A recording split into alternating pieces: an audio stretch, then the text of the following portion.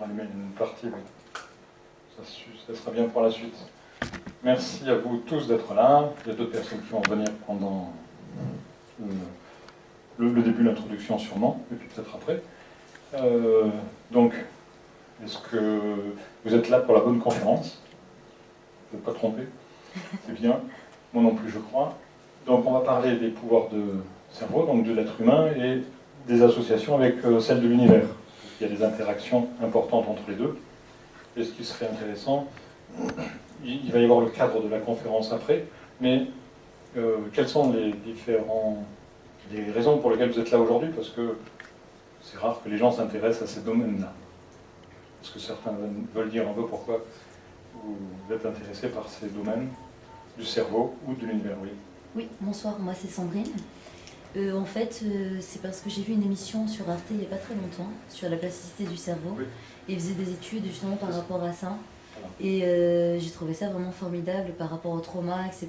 C'est ça. Donc on verra une partie de ces études-là. D'accord. Pas tout parce que c'est très long. Oui, bien sûr. Mais on avait déjà présenté, puisque c'est la suite d'une première partie, sur laquelle on avait mis aussi une première partie de cette émission-là.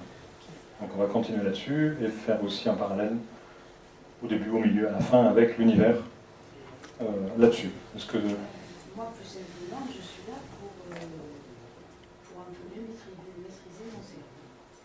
Voilà. Si je peux. Donc par rapport à la maîtrise du cerveau, on verra que qui dit maîtriser dit effort, et que souvent il n'y a pas vraiment d'effort à faire, à part nettoyer, évacuer, simplement se reconnecter ou se retrouver.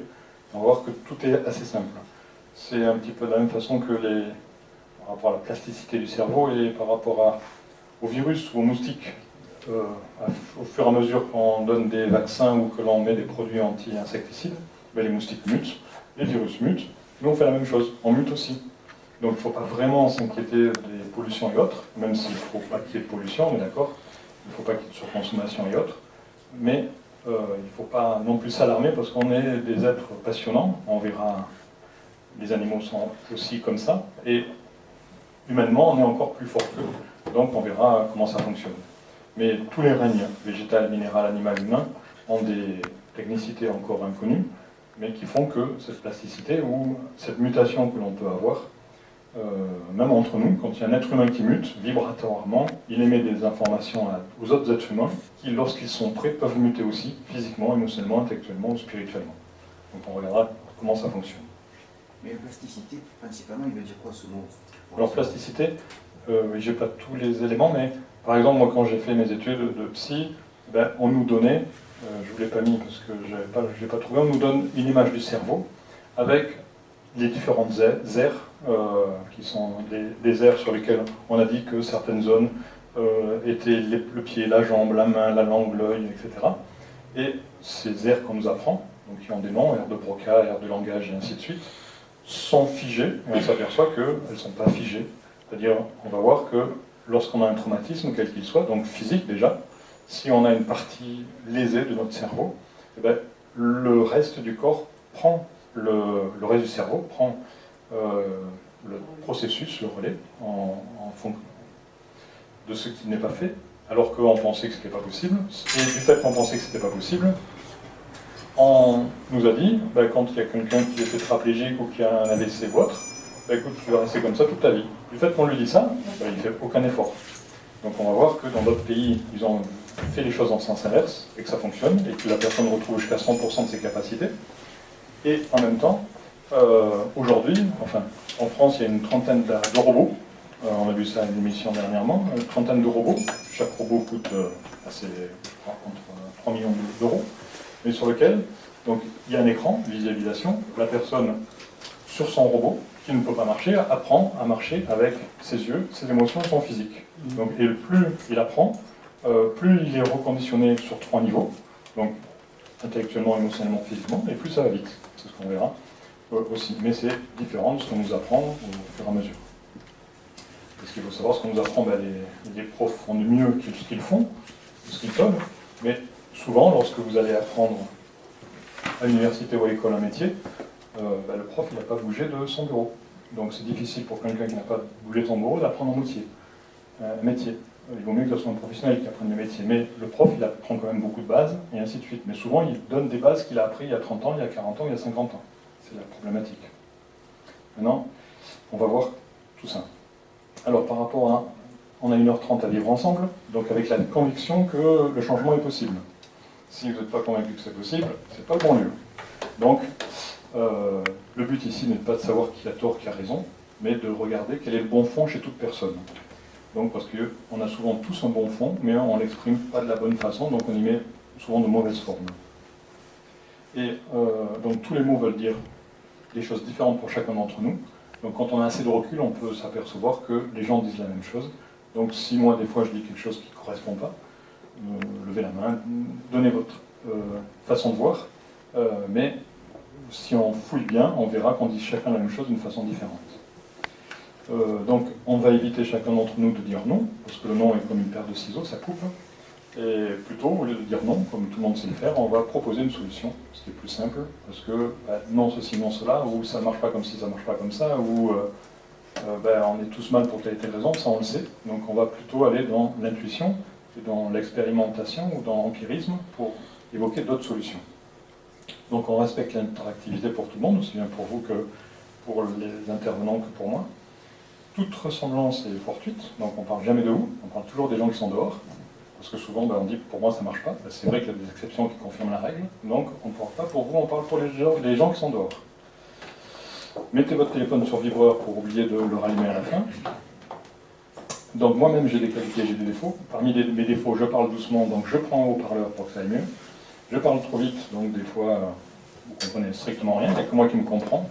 Donc prenez des notes ou pour ce que vous voulez que je reprenne, que je redétaille et autres. Des fois je fais des zooms, mais je ne sais pas d'où je suis parti.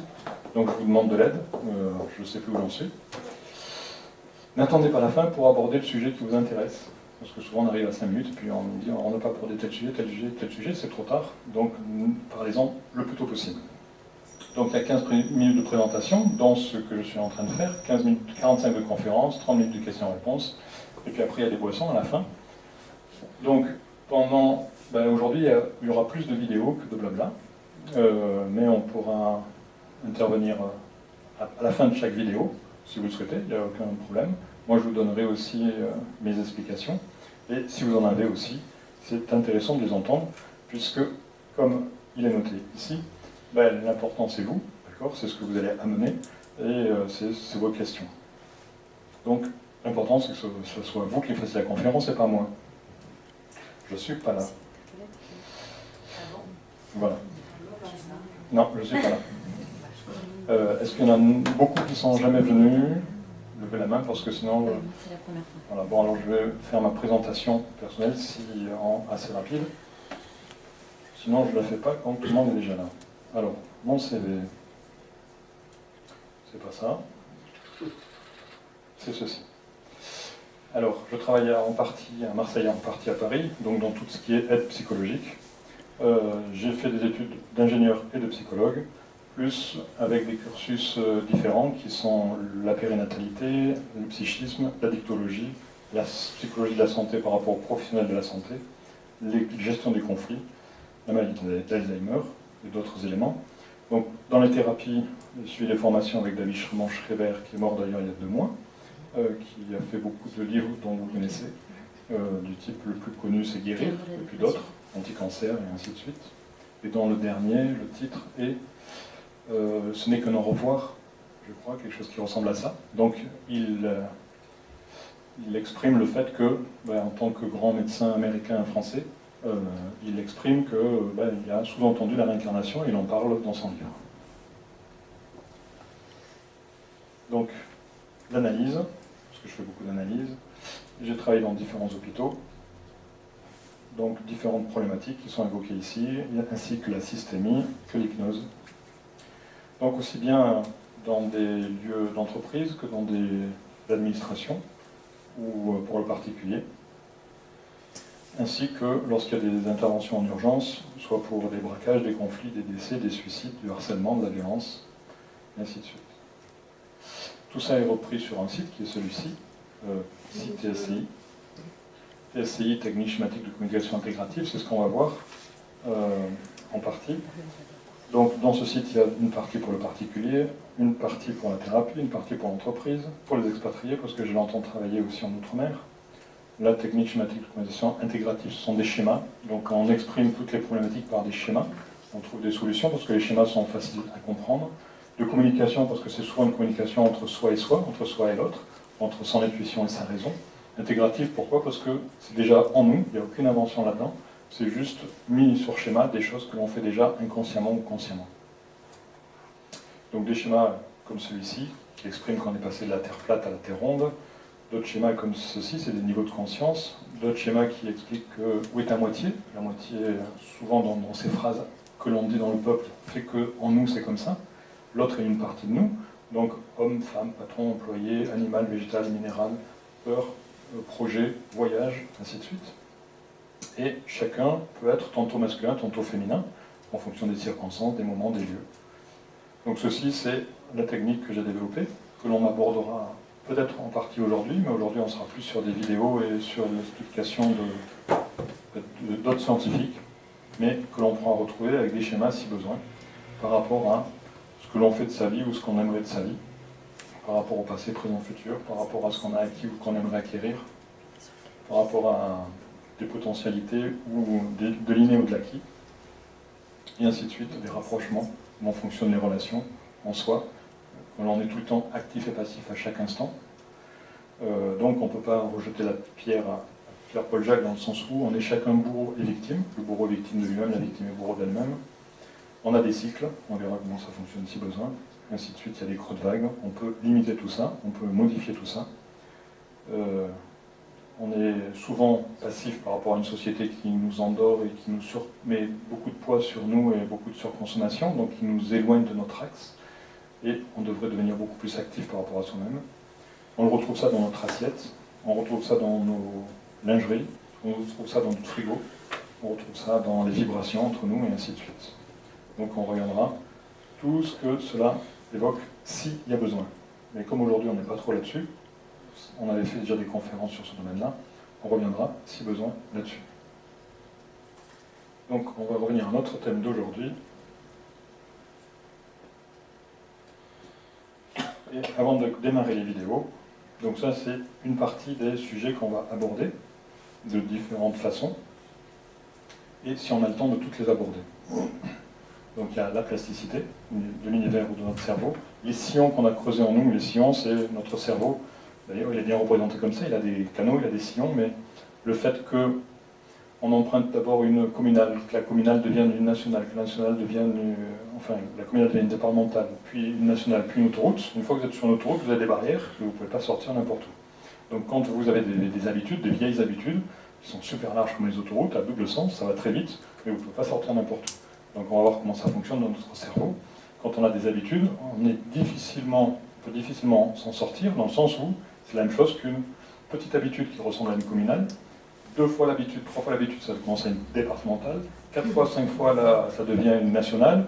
10 fois, ça devient une autoroute. Ça va très vite, mais vous avez des barrières, vous avez du double sens, et vous ne faites pas n'importe quoi sur les autoroutes, c'est réglementé, c'est pareil en nous. Donc on ne peut pas sortir n'importe où. Donc quand on est dans ces sillons, comme dans un grand canyon, vous n'avez que le bas pour circuler, vous ne pouvez pas monter, c'est pas possible. Donc on verra ces sillons s'il y a besoin, on va en parler. Substitution sensorielle, donc on regardera, mais il y a une expérience qui est faite là-dessus, si on a le temps de la voir, je vous l'expliquerai, mais tout notre corps, par exemple, dans cette expérience, la peau remplace les yeux. Donc on apprend à des aveugles à voir par n'importe quel endroit de la peau. Donc on n'est pas... C'est plus facile avec les yeux parce que c'est étudié pour, mais on peut arriver à modifier les choses. Et les chercheurs et les savants l'ont montré. De plus, dans cette émission, ce ne sont pas des chercheurs médicaux, ce sont des chercheurs X ou Y, lambda, qui sont des mécaniciens, mais pas du tout des médecins. Donc ça dérange un peu la médecine, parce que des non-médecins ont trouvé des choses que les médecins auraient pu trouver. Le recablage du cerveau, on va le voir dès le début, c'est-à-dire que, comme ceux qui s'intéressent, vous allez sur Internet, vous avez plein de vidéos, c'est par rapport aux synapses qui se connectent et qui se déconnectent, en fonction de vos idées, de vos intuitions, des projets que vous voulez faire. Et bien, suivant les projets que vous allez faire, s'il y a un nouveau projet, vous avez en vous de nouvelles connexions des synapses qui vont se décaler d'un endroit et qui vont se recaler à d'autres endroits pour créer des circuits plus rapides. Par exemple, si on prend le cas des jeunes garçons, ou enfin des jeunes enfants que l'on dit être autistes. Très souvent, bon, il y a toujours l'exception qui confirme la règle, ça, tous ne rentrent pas dans le cas que je vais vous citer, mais une grande partie, oui. La majorité d'entre eux ont une grosse tête, un gros cerveau, et en plus, donc, si on fait une étude au niveau du scanner, on s'aperçoit que leur cerveau est développé. C'est-à-dire qu'ils ont développé avant l'âge énormément de connexions. Quand on dit souvent qu'avec l'âge, les cellules disparaissent, en effet elles disparaissent, mais pourquoi? Parce qu'on a tellement fait de connexions qu'on n'en a plus besoin. Après, si certains veulent continuer à chercher, ils peuvent continuer à en créer d'autres, mais s'ils ne veulent pas, ils ont assez de connexions pour faire tout ce qu'ils ont besoin. Donc les connexions, les cellules au début, on en a besoin pour créer ces connexions. On va voir avec un zoom comment les connexions se font, comment les cellules grandissent. Et en même temps, on peut les déconnecter, on peut les reconnecter. Donc les enfants autistes, souvent, ont créé des tas de réseaux avant l'âge, ce qui fait que ils suivent les réseaux dans tous les sens, mais ils ne savent pas dans quel sens régler. Donc ils sont assez mal, ils ne sont pas compris, ils sont bien incompris. Donc la difficulté, c'est qu'ils ne savent pas se servir de leur super engin, de leur super cerveau. L'influence de nos pensées, donc c'est lié dans tous les thèmes, l'univers et l'être humain. Transformer le bruit en la confusion en élégance mentale. Si on a le temps, on regardera une vidéo là-dessus. Et c'est beaucoup plus lié à l'éducation et à ce qui se passe dans l'école par rapport au calme que l'on pourrait avoir à l'école ou au bruit que l'on a à l'école. Alors, je vais commencer avec 4 ou 5 textes pour, comme on a vu tout à l'heure, l'écran à l'envers pour vous mettre la tête à l'envers, pour décoller. Donc, je vous laisse le lire au fur et à mesure. Un fermier se tenait près d'un arbre. Absorbé dans ses pensées, sa femme accourt en pleurs pour lui annoncer que leur fils unique venait d'être tué par un cobra. C'est des écrits indiens, d'Inde. L'homme resta silencieux, stupéfait. De cette indifférence apparente, sa femme s'écria « Mais tu n'as pas de cœur ?» C'est un petit peu la même chose en France, quand vous n'êtes pas jaloux et que votre femme vous dit « Mais tu m'aimes pas, tu n'es pas jaloux. » C'est un peu pareil. « Tu ne comprends pas, répondit l'homme. J'ai rêvé l'année dernière que j'étais roi et que j'avais 7 fils.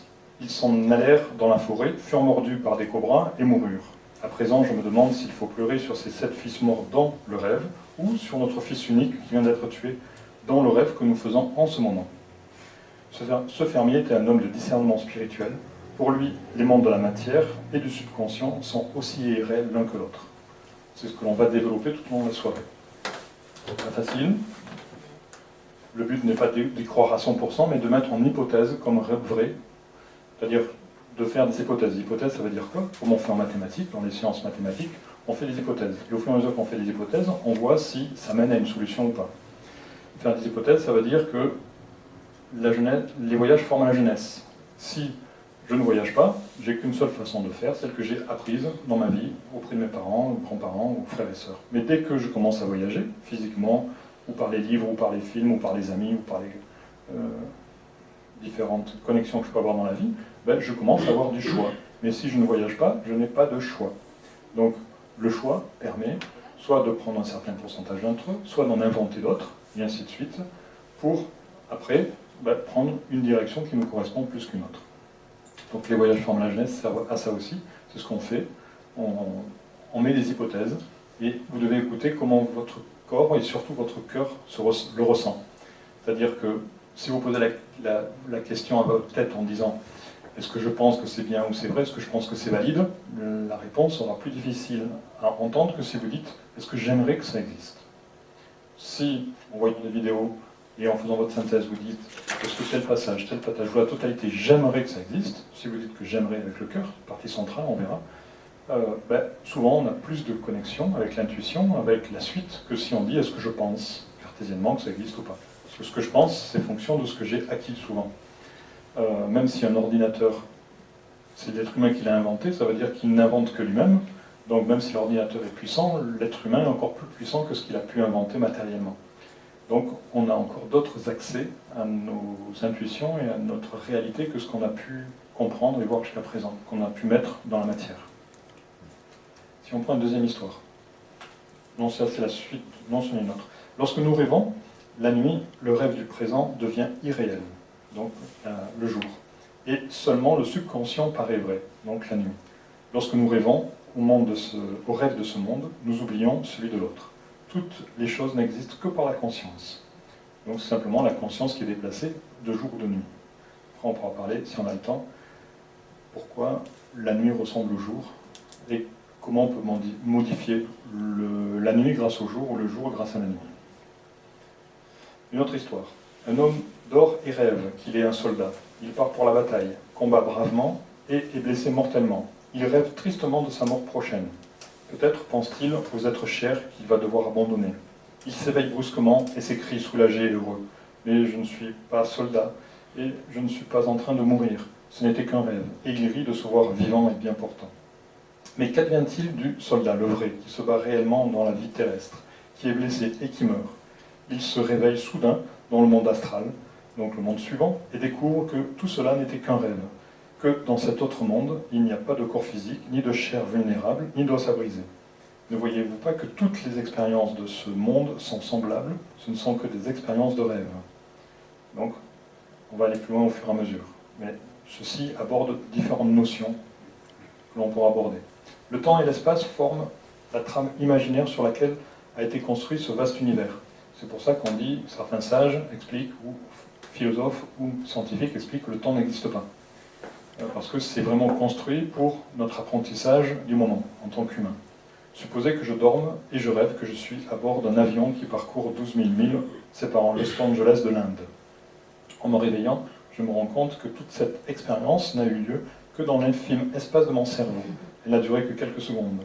Telle est la nature illusoire du temps et de l'espace sur lesquels nous fondons toutes les conceptions humaines de la réalité. Donc c'est des histoires sur lesquelles il faut revenir plusieurs fois pour arriver à les intégrer. Ces histoires, c'est un petit peu ce que font certains peuples quand ils se racontent des histoires, pour arriver à découvrir d'autres notions.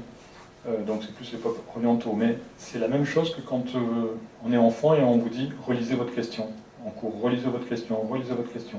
Pourquoi est-ce qu'on nous dit « relisez votre question, relisez votre question » Parce que si on relit la question une fois, 10 fois, 100 fois, 1000 fois, au bout d'un moment, on trouve la réponse. En fonction de la formulation, de l'intonation, des virgules, des points qu'il y a à l'intérieur, on n'a pas appris aux étudiants à relire la question, aux enfants, à relire la question correctement. Et si la réponse n'était pas dans la question, il n'y aurait pas de réponse. Donc la réponse est vraiment dans la question. Et si on la relit bien, correctement, les virgules, les intonations, les points, etc., on trouve la réponse dans la question et c'est facile pour répondre à l'exercice. Mais on ne nous apprend pas à relire notre question. La même chose que là, si vous relisez votre texte une fois, 10 fois, 100 fois, au bout d'un moment, les éléments sont clairs. Et ça vous arrive sûrement vous dans votre vie professionnelle.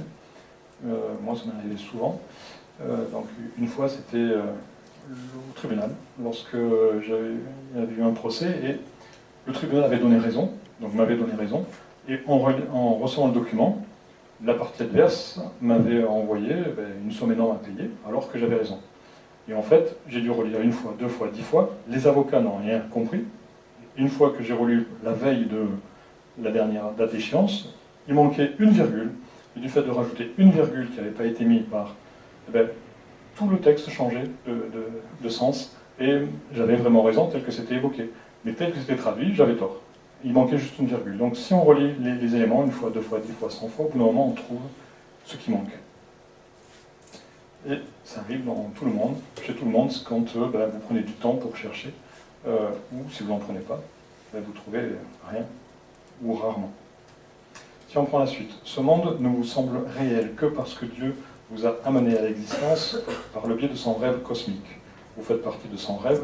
Si vous rêvez la nuit, que vous vous cognez la tête contre un mur, il en résulte un mal de tête imaginaire. Au réveil, vous réalisez toutefois qu'il n'y a pas de mur à heurter. La souffrance expérimentée n'existait que dans votre pensée. Elle n'affecte pas votre tête. Il en est de même pour le rêve que vous faites en ce moment. Éveillez-vous à la seule réalité, Dieu, et donc Dieu, le cosmos, l'univers, l'intelligence, vous mettez le nom que vous voulez, et vous vous apercevrez que la vie terrestre n'est qu'un spectacle, rien qu'un jeu d'ombre et de lumière. Donc jeu d'ombre et de lumière, on verra, c'est une symbolique importante. Et il y a beaucoup de savants qui ont été très cartésiens, très athées, et qui, menant leur expérience au bout, arrivés au bout de leur expérience, leur a dit il est obligé qu'il y ait une intelligence pour que ce que j'ai découvert existe. Donc beaucoup de cartésiens sont arrivés à la fois au bout de leur expérience physique. Dans un film, l'action semble très réelle. Cependant, en regardant la cabine de projection, vous pouvez voir que toute l'histoire est produite par un seul rayon de lumière. Il en est de même pour le grand film de la création. Et Dieu dit que la lumière soit. L'univers tout entier a été émané par un seul rayon de lumière cosmique. C'est un film cosmique, semblable par de nombreux aspects à ceux de salles de cinéma. La différence réside dans le niveau. Dans les salles de projection, le cinéma est bidimensionnel et ne sollicite que la vue et l'ouïe. Le film cosmique comprend 3 dimensions et affecte le goût, le toucher, l'odorat. Le film des salles de cinéma peuvent vous faire rire ou pleurer. Celui de 2 est bien plus captivant, car il fait intervenir la perspective et les 5 sens au lieu de 2. Cette vie ne demeure pas moins un film. C'est un petit peu la même chose que la comédie de Dante. Donc la vie est une divine comédie. Une autre histoire. Un physicien commentait avec condescendance: il est bien agréable de se représenter les arbres, les fleurs et les rivières comme un rêve de Dieu. La science a toutefois révélé que toutes les choses sont identiques en essence. On le verra à travers certaines vidéos. Et que ce ne sont que des masses de protons et d'électrons. Le maître fut prompt à la répartie. Donc celui qui répond, il répond, le maître: si vous laissez tomber un chargement de briques sur le sol, formeront-elles une maison? Certainement pas. Il faut de l'intelligence pour faire quelque chose d'intelligent avec un tas de briques. Les protons et les neutrons sont le matériau de la construction de l'univers.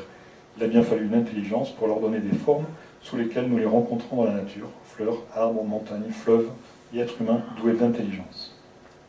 Donc tout ceci, c'est simplement pour donner une autre version des éléments. Maintenant, on va regarder certaines vidéos pour commenter ça et pour aller plus loin dans notre conférence.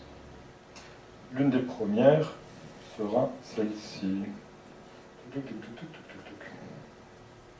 Alors, on va commencer par celle-là. Quoique, je vais changer de secteur parce que je préfère l'autre secteur.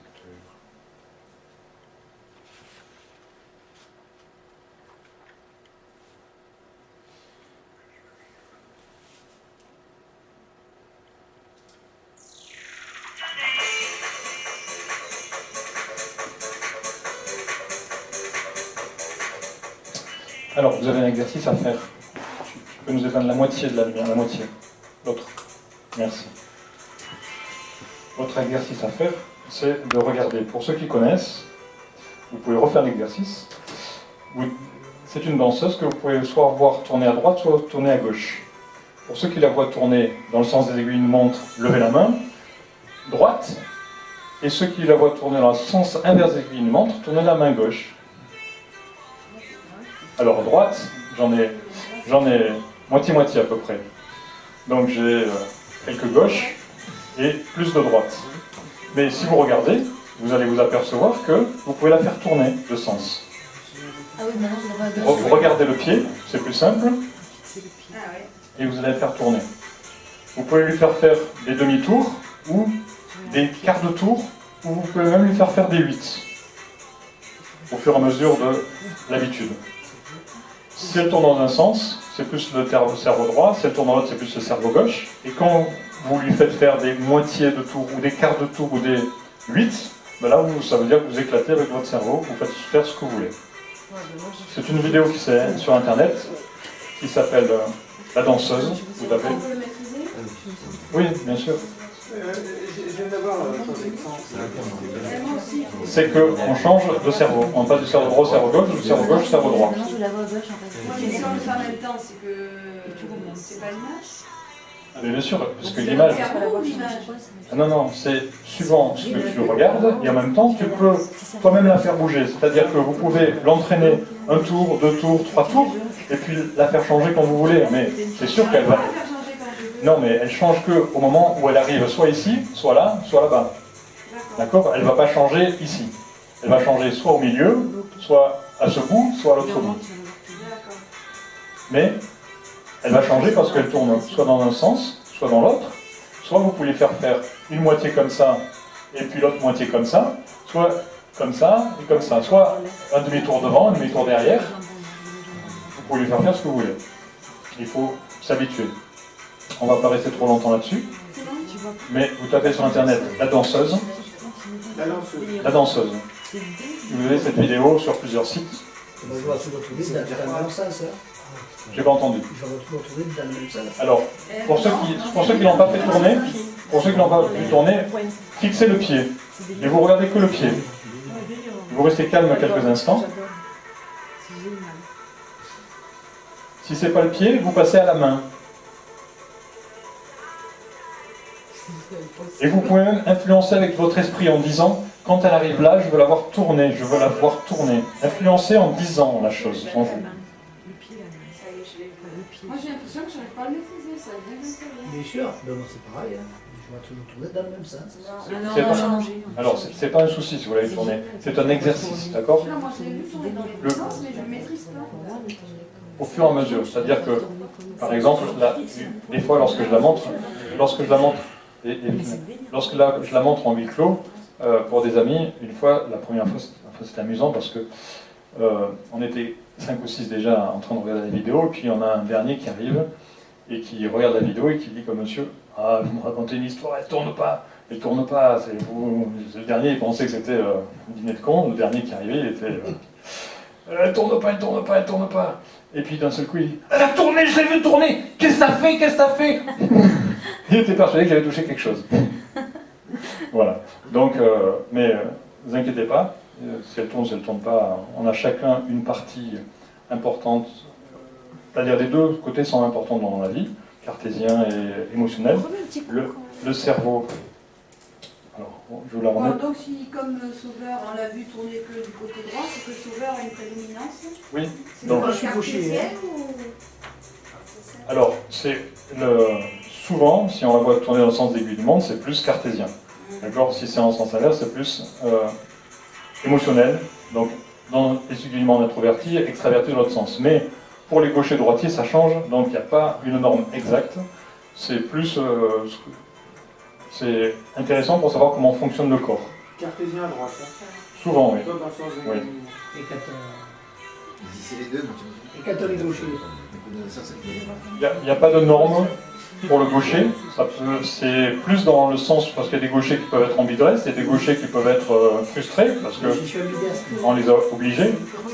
Et souvent, les ambidestres, ils ont plus de qualité que soit les droitiers, soit les gauchers. Ils ont plus de possibilités. On va passer à la suite, parce que la suite est intéressante. On ne va pas rester là-dessus. Bien, vous l'avez sur le site. Alors, la prochaine vidéo, je vais la mettre en route, et je vais vous l'expliquer un petit peu, au fur et à mesure. Parce que celle-ci est aussi passionnante que les autres.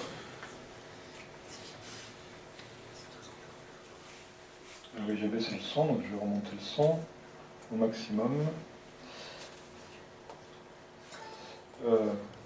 Donc là, au début, il y a une petite introduction sur la pesanteur qui perturbe différents corps. Par exemple, grâce aux cosmonautes, on a compris certains éléments de la médecine il n'y a pas très longtemps. D'ailleurs, vous tous, lorsque vous êtes cassé par exemple une jambe, on vous a dit ne posez pas le pied par terre pendant longtemps. Et maintenant, on ne dit plus ne posez pas le pied par terre, on dit posez le pied par terre. Pourquoi? Parce qu'on s'est aperçu grâce aux cosmonautes que lorsque les cosmonautes étaient en lévitation, donc en apesanteur, le corps de lui-même enlève tout le calcium là où il n'y en a pas besoin. Donc il enlève tout le calcium des jambes pour l'utiliser ailleurs. Et lorsque les gens ne posent pas le pied par terre, ils n'ont plus de calcium puisque le corps ne sent plus le contact, et lorsqu'il reprend au bout de 3 semaines ou un mois que l'os est ressoudé, il y a beaucoup plus de fractures parce qu'il n'y a plus dans les analyses plus de calcium. Donc maintenant on dit, ne le posez pas pour vous faire mal, mais posez-le pour que le corps sente que la jambe est importante, donc pour pas que le corps enlève le calcium. Donc le début explique un petit peu ça, par rapport à la pesanteur, et puis après vous allez avoir, on va s'interrompre plusieurs fois sur cette petite vidéo, comment fonctionne tout le corps humain, au niveau des cellules, mais surtout au niveau de l'esprit, au niveau de toutes les synapses et des connexions. De tout ce que j'ai pu expliquer tout à l'heure et que l'on va encore évoquer. Complètement le fonctionnement du cervelet. Celui-ci ne perçoit plus le poids du corps et n'assure plus l'équilibre. Le cervelet. Lorsqu'un cosmonaute reste trop longtemps en apesanteur, le fonctionnement des circuits inutilisés du cervelet se détériore. Donc, se détériore est un mot destructeur, mais C'est plus que, il n'y a plus besoin, donc on n'utilise plus. On verra que c'est la même chose dans le corps humain. C'est la même chose dans une rue. S'il y a une rue qu'on n'a pas besoin, elle se détériore, entre guillemets, mais même on ne l'utilise plus. On en fait autre chose, et ainsi de suite. On va regarder. À son retour sur Terre, il lui faut du temps pour rétablir les circuits hors d'usage.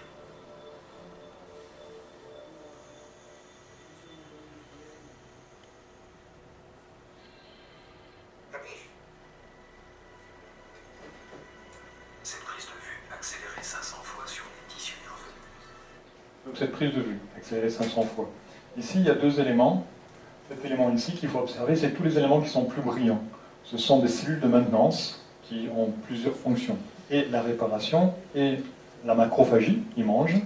C'est-à-dire que si vous voulez regarder, mais comme je n'ai pas de ralentisseur là-dessus, ça ne marche pas, mais vous avez des bras, mais tellement que ça va vite, on dirait des milliers de bras, qui agissent sur toutes les différentes fibres, et pour les réorganiser, et pour les nettoyer, et pour les ordonner, et éventuellement pour les manger. Nous fait découvrir à quel point le cerveau est un système ouvert, souple, malléable. Elles sont ici aussi. Le circuit est en plein développement. Après, il y a des circuits qui se développent. De haut en bas, Regardez là où ça avance, ça grandit, et ça se développe. pour se connecter. Et cela, aucun système d'intelligence artificielle n'est encore capable de le faire. Comme ce robot pianiste japonais qui déchiffre et interprète les partitions. De telles machines seront un jour capables de performances inimaginables aujourd'hui. Mais elles ne se modifieront pas elles-mêmes avant longtemps. Donc les machines ne peuvent pas se modifier, sauf dans les films de science-fiction. Peut-être plus tard ce sera le cas, mais pas pour l'instant. Par contre, l'être humain se modifie. C'est pour ça qu'on parle de la plasticité, de la mutation et ainsi de suite, des cellules, des gènes, des virus et autres. Donc nous aussi, on a ces capacités, on va en voir d'autres.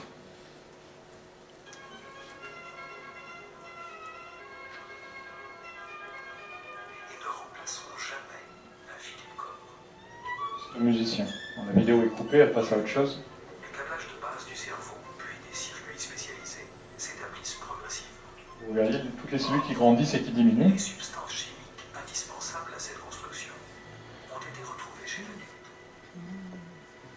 Il est vrai que nous perdons des neurones sans arrêt, mais la complexité des circuits s'accroît pendant toute la vie. Ici, au centre de l'écran, la grande cellule pyramidale, Pyramidale celle comme ça. qui justement commande le mouvement d'un muscle. En voici une autre. Chacun de ces neurones qui se compte par milliards est d'une immense complexité. Chacun des neurones qui se compte par milliards est d'une immense complexité. D'accord. Celui-ci, enfoui dans un réseau de circuits, est entouré de cellules auxiliaires.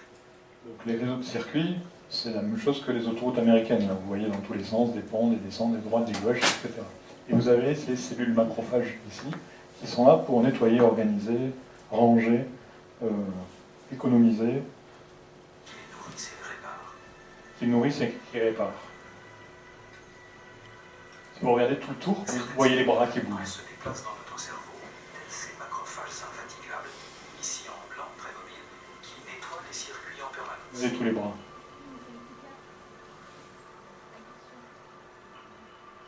Ils viennent, entre autres, éliminer des neurones devenus inutiles, moins performants, et renforcent ainsi l'efficacité des circuits.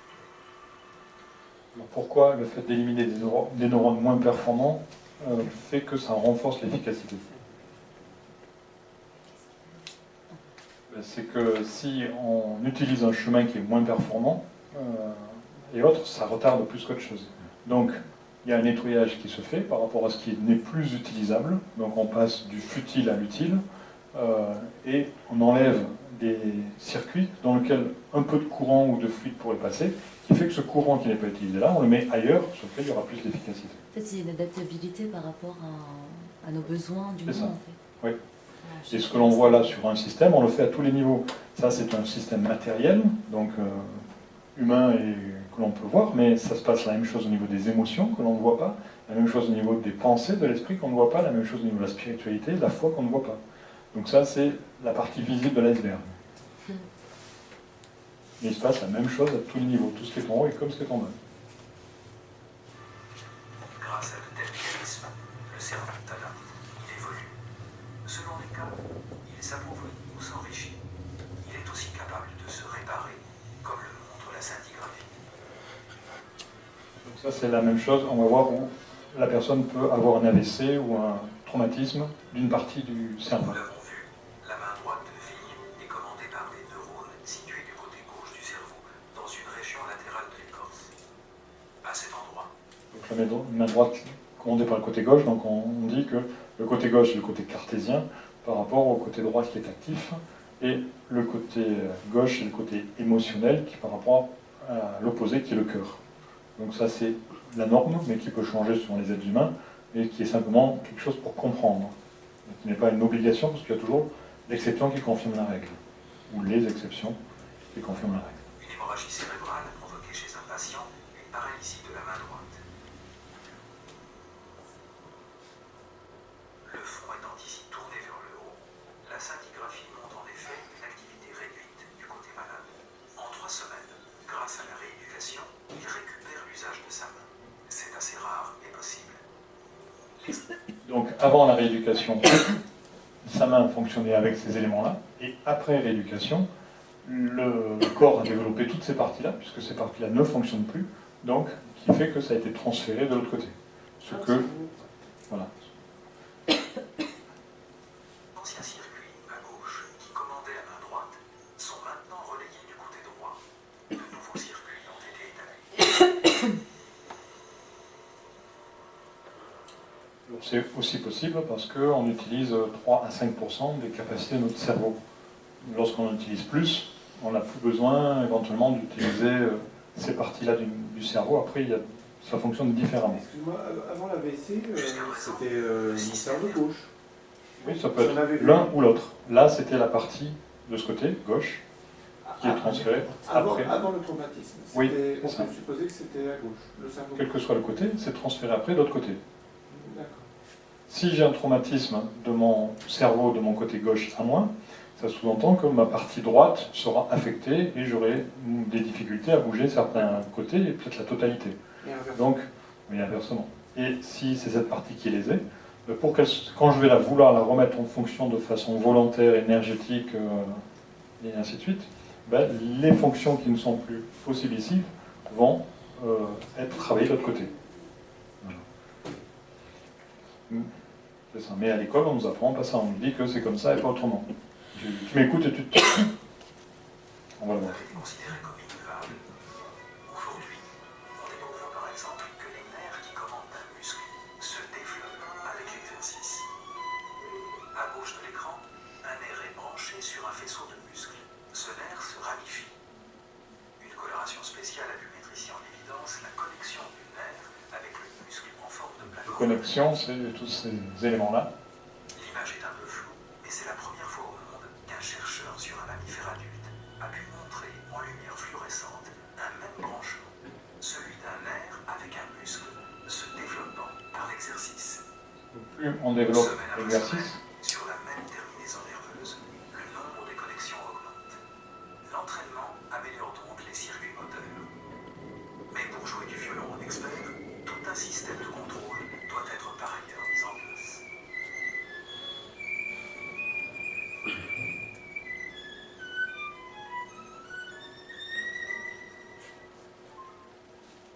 donc ça c'est extrait d'une vidéo qui s'appelle, je vous la donnerai, c'est sur un violoniste, je ne me rappelle plus le nom, c'est un violoniste qui sert de cette vidéo. Alors ici, on a la vidéo d'un Américain qui nous explique différentes choses et en même temps, il y a 3 expériences qui ont été faites en Amérique qui sont intéressantes à voir, donc beaucoup plus encore physique, donc comme vidéo.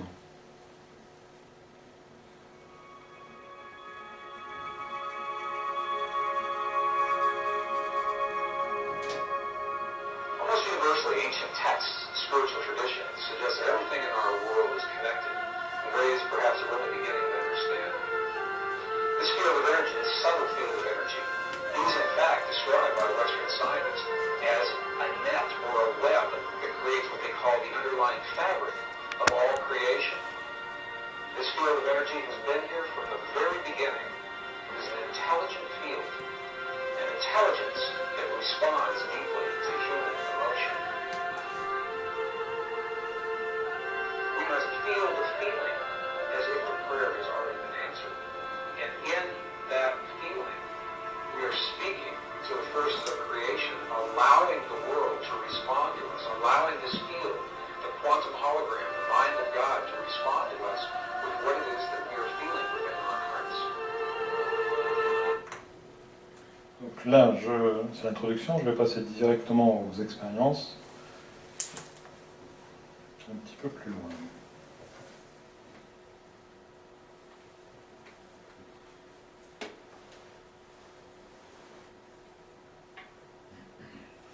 Par ici. Mince. Ah oui, c'est vrai que celle-là, je ne peux pas la changer. Donc je ne peux pas la toucher. Le fichier est bloqué, je n'ai pas pu le travailler. Donc je vais vous le remettre sans y toucher.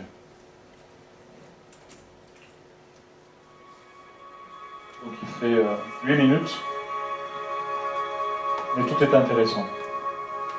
Almost universally, ancient texts, spiritual traditions suggest that everything in our world is connected in ways perhaps we're only beginning to understand. This field of energy, this subtle field of energy, is in fact described by Western scientists as a net or a web that creates what they call the underlying fabric of all creation. This field of energy has been here from the very beginning. It is an intelligent field, an intelligence that responds deeply to human emotion. We must feel the feeling as if the prayer has already been answered. And in that feeling, we are speaking to the first of creation, allowing the world to respond to us, allowing this field, the quantum hologram, the mind of God, to respond to us with what it is that we are feeling within our hearts.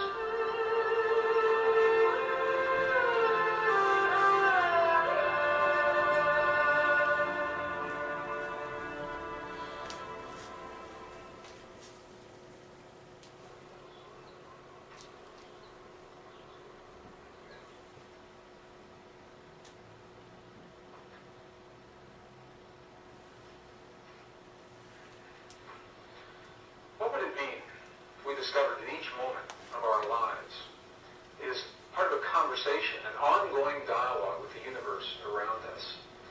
What if everything that happens in our lives, from the healing in our bodies to the peace of our world, to our marriages, our families, our romances, our divorces, all the things that we see as life in each moment of every day, what if they're a reflection of this intelligence, this field of energy that the ancients described in their language, and now the Western science is beginning to describe in a language that we recognize? Well, growing body, scientific evidence suggests this is precisely the way that our world works. The world, in essence, is nothing more, nothing less than a reflection of what we have become from within, our thoughts, feelings, emotions, our beliefs, our prayers. Princeton University physicist John Wheeler suggests precisely this concept in an interview recently. What he said was that we live in what he calls a participatory universe.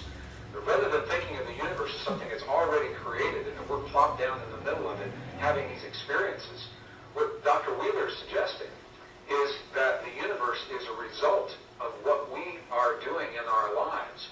He says we're tiny patches of the universe looking at itself and creating itself along the way. Now, this is a radical concept because it suggests that when we look into the world of the quantum atom for that most minute, ultimate particle, we may never find it. Because every time we look, the act of looking is consciousness, placing, creating, building something there for us to see. And when we look into the expanses, the vast expanses of our universe, searching for the very edge of what we call creation, we may never find it. Because the act of consciousness searching is the creative force that puts something in place. With growing body, scientific evidence suggests this is precisely the way our world works. And what we'll find as we discover through the experiments that have been done recently in the 20th century is that the ancients may have been very, very close, in fact, to describing precisely the way our world works in the language of another time. Between 1993 and the year 2000, a series of experiments were conducted in accredited scientific and academic institutions that are now supporting precisely the concepts that the ancients so clearly spelled out in the language of their time. 3 of these representative experiments are absolutely shaking the foundation of everything we now believe about physics and the way our world works, and are in fact suggesting that we are connected through this field of energy. The idea that there may be an all-permeating essence that connects everything is really not so new, even in the world of science. The late 1800s, there was this tremendous spiritual revolution that was sweeping the earth. And at that time, there was a great debate as to whether or not this field actually exists. And during that time, it was called the ether field. In 1887, a very famous experiment was conducted to demonstrate once and for all, does this field exist or does it not exist? And based on the results of that experiment, Western science, specifically Western physics, has believed that everything that happens in our world is discrete, non-related, isolated, things that appear to be happening in the same instant of time are simply coincidence. The very famous Michelson-Morley experiment, the equivalent of the experiment, is if you were to go outside of the building where you are right now and moisten your finger and place it in the air above your head, and in that moment you felt no wind against your finger, and from that concluded that no air exists around you. That's the equivalent of this Michelson-Morley experiment. They believe that if this field actually exists, it must be moving.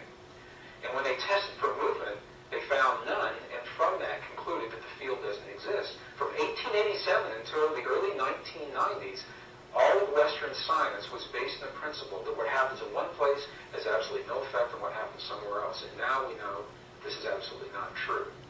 So I'd like to share with you 3 experiments that are absolutely shaking the foundation of Western physics. The first was conducted by a Russian physicist, Vladimir Poponin, in the early 1990s. He came to the United States to finish a series of experiments. And what Poponin did was he wanted to investigate the relationship between human DNA and the stuff our world is made out of, little packets of energy that we call photons, little particles of light, if you want to think of it that way. So the experiment consisted of taking a tube, a glass tube, drawing all the air out of this tube, creating what today we call a vacuum, implying that there's nothing left in this tube. However, we know that there's still something left, these little particles of light. So Poponin measured the particles to see how they were distributed. Did they fly all over the place inside the tube, or were they all accumulated at the bottom, or what happened with them? The results of this part of the experiment were not surprising, because the little particles of light, the photons, were completely random, and this is what they expected. The next part of the experiment is where this gets really, really interesting. Because they placed some human DNA into this tube. And the human DNA, when they remeasured the photons, the human DNA had caused the photons to form an alignment. The DNA was having a direct effect on the stuff our world is made of. Now, this is precisely what ancient spiritual traditions have always said. That something within us has an effect on the world around us. Poponin's experiment, for the first time in recent times, is actually verifying this under laboratory conditions.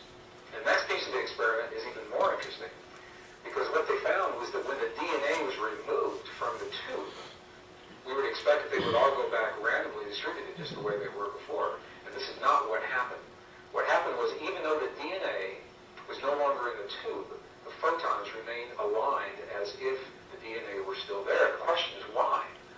What is it that causes this effect? There's nothing in Western physics that accounts for why those photons should remain in the position that they were in when the DNA that caused them to become aligned is now removed from the tube. This experiment is called the phantom DNA experiment because the effects last whether the DNA is there or not. And what it tells us is, number one, is that DNA is communicating, human DNA is communicating with the stuff our world is made of, the packets of energy that underlie all of matter. It's communicating through a field that has previously been unrecognized. The scientists call it a new field. My sense is it's probably been there all along, and we simply didn't recognize it. So we'll call this a previously unrecognized form of energy. Donc il y a la deuxième partie de la vidéo qui vient, mais jusque-là, qu'est-ce que ça peut vous donner comme observation, comme compréhension, comme explication? Est-ce que Est-ce que ça vous parle? Est-ce que ça vous fait penser à d'autres choses, d'autres éléments que vous aimeriez partager? Alors, Est-ce que c'est la même chose que l'intrication quand deux choses ont été en contact, le reste... oui, alors qu'est-ce qu'on pourrait faire de ça? Garder la mémoire, tout simplement. Oui, et justement, quel lien y a-t-il avec la mutation? Plus qu'une mémoire, c'est un lien direct, Oui. même après la rencontre. C'est ça. Mais de toute façon, C'est une mutation. oui, c'est une mutation aussi. Donc on s'en sert comme on veut. C'est-à-dire que si on n'y croit pas, même si la chose est là, ben, ça ne va pas nous servir parce qu'on n'y croit pas. Mais la modification est faite. Après, on n'a pas besoin de s'en servir si on n'a pas l'utilité ou s'il n'y a pas la croyance, s'il n'y a pas la foi.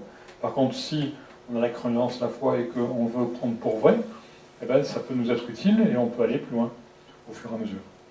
Donc les deux sont intéressants et possibles. Il n'y a pas d'obligation de croire ou de ne pas croire, mais ça fait un outil de plus qu'on peut utiliser ou ne pas utiliser si on en a besoin.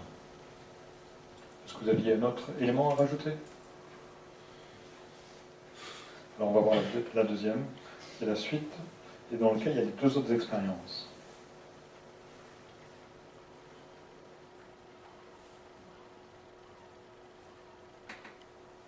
The second experiment, it's a fascinating experiment, it's a military experiment. What they did, in essence, was they took some human DNA, some scrapings from the tissue of inside the mouth of a donor or volunteer, and they placed this DNA in a device that could measure its effects in one room of a building, while the donor that the DNA came from is in another room in the same building. So living DNA from one person, the DNA is in one place, the volunteer is in another place. And what they did was they subjected the volunteer to what they called emotional stimulation that would elicit genuine responses of emotion, of joy or sadness or fear or anger or rage in one part of the building, and they were measuring the DNA to see if the DNA would affect to the donor's emotions. Now why would it? In Western physics today, there's absolutely nothing that suggests that that DNA is still linked to the donor on the one hand. And on the other hand, as they conducted these experiments, what they found was just the opposite. What they found was that when the donor was having his emotional peaks and valleys in one room, the DNA was having its emotional peaks and valleys in another room at exactly the same time. And when we hear about experiments like this, we think of an energy that's being transmitted from point A to point B. And if the energy comes from one place and has to get somewhere else, you would expect that there would be a lag time, a little bit of time between when the emotion is created and when the DNA is responding. That's not what happened. What happened in these experiments, and this is very, very key to where we're going, is we begin talking about the power of prayer. What happened in these experiments is that the effects were simultaneous. They were instantaneous. The instant that the donor was having his emotion, the DNA was already affected as if there were no transition time between the two. Well, these experiments were first conducted within rooms that were separated by distances of maybe 50 feet. Later experiments, however, were conducted where the DNA and the donor were separated by hundreds of miles. I had the opportunity to meet the designer of one of these experiments, Dr. Cleve Baxter, and he shared with me one of the experiments that he designed where the donor was in Los Angeles, but the DNA was in Phoenix, Arizona, almost 400 miles apart. And the effects were precisely the same. Whether they're in the same building or separated by 400 miles, the effect is instantaneous. This opens the door to all kinds of possibilities as to how that DNA remained linked to the donor. What it says to us, once again, is that we are communicating with DNA through our emotions, and that whether the DNA is within our bodies or we're separated by distances of hundreds of miles, the effect is the same. We call this a non-local energy. It means it's everywhere all the time because the energy doesn't have to travel from point A to point B.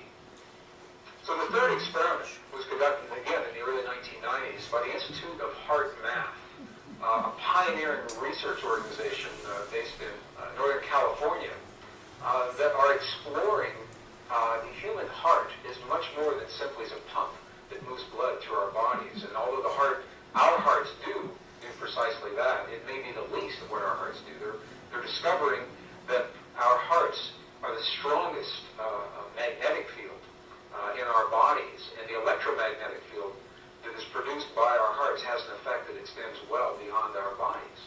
The HeartMath Institute had earlier discovered that around every human heart there is a field of energy shaped like a tube. It's called a tube torus, and extends between 5 and 8 feet beyond the human heart. And the question is, in this already acknowledged field, could there be another form of energy that is being carried by this field beyond our bodies? So they designed an experiment to test precisely this theory.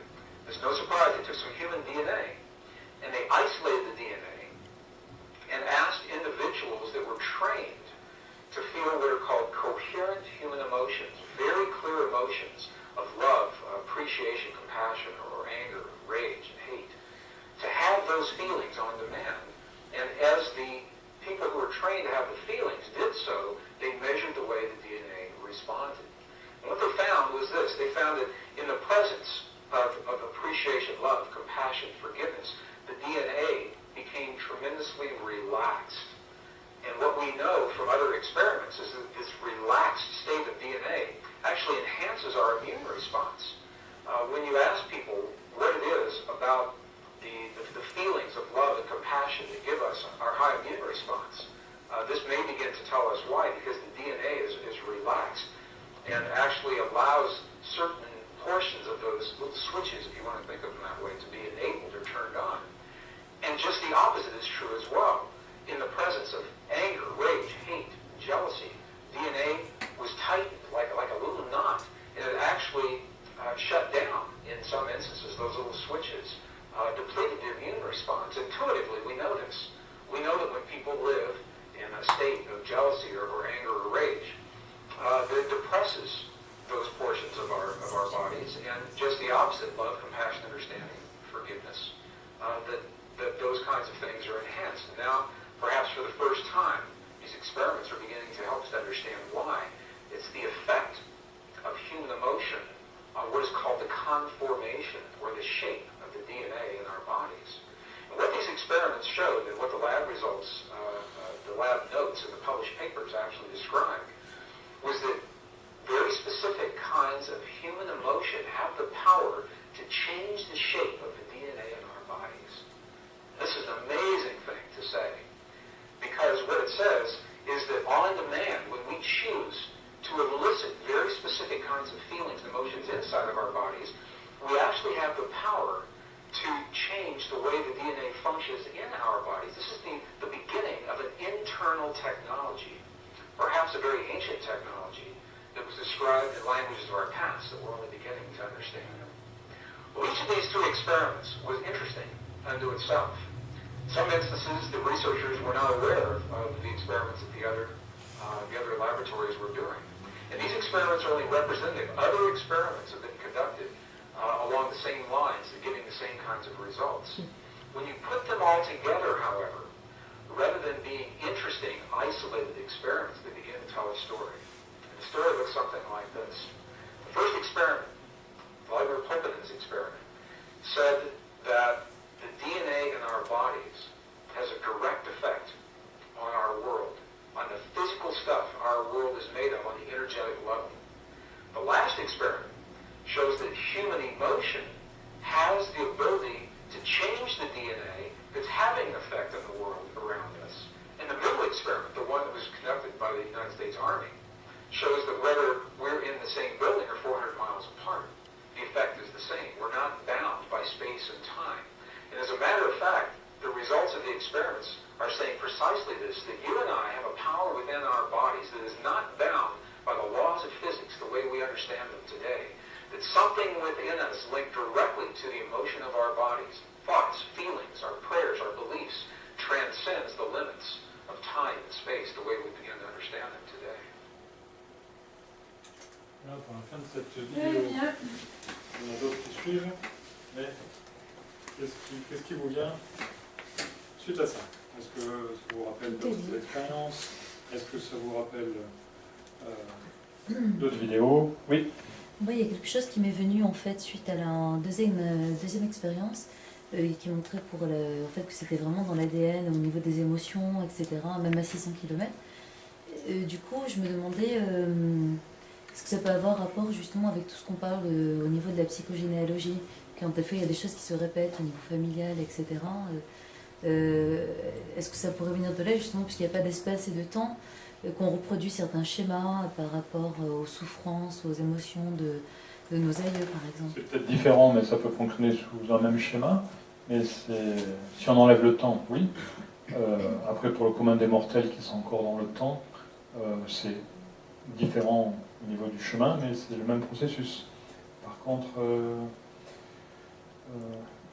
on s'aperçoit aussi, malgré la psychogénéalogie, que à chaque fois que des parents veulent des enfants, ils veulent des enfants plus grands, plus beaux et plus forts, pas plus laids, plus petits et plus faibles. Oui.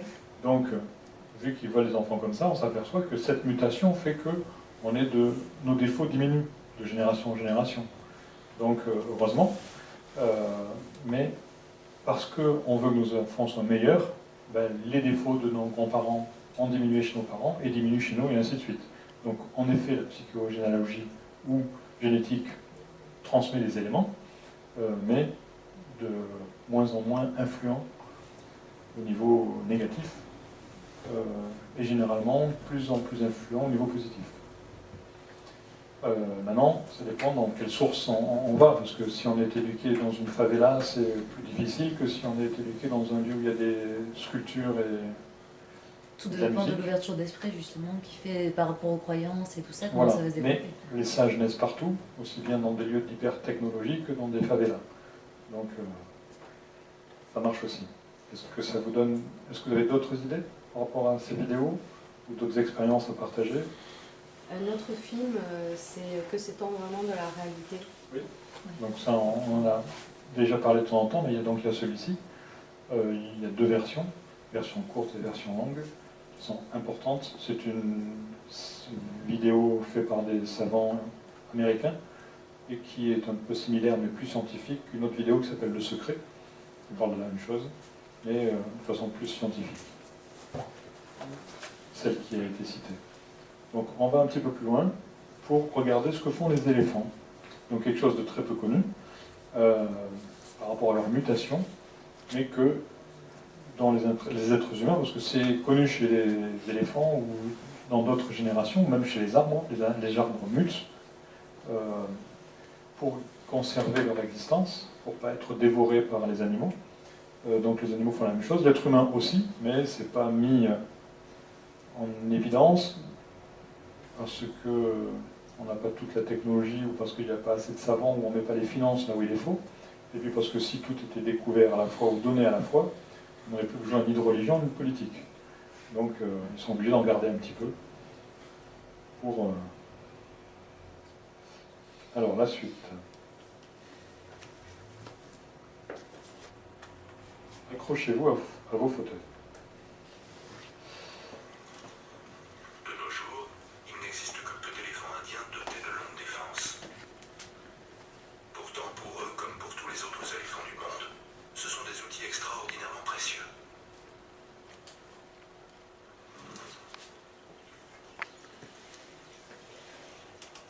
Les défenses ont toutes sortes d'utilités. Avec elles, les éléphants creusent la terre, arrachent l'écorce des arbres, ou se battent pour s'élever dans la hiérarchie. Leur défense sert aussi à protéger leur trompe.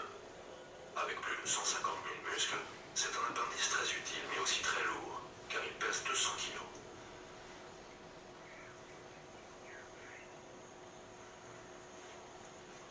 Malheureusement, en raison de la robustesse, de la texture et de la beauté de l'ivoire, les défenses sont un trésor particulièrement convoité par les humains.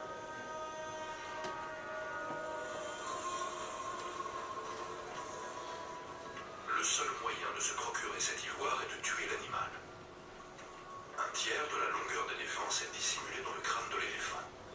Il faut donc forcément sacrifier celui-ci pour extraire le précieux matériau.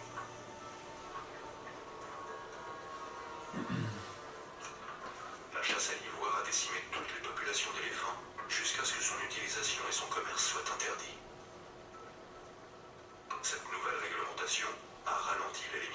espèce. Mais des années et des années de massacres ont des conséquences encore plus profondes.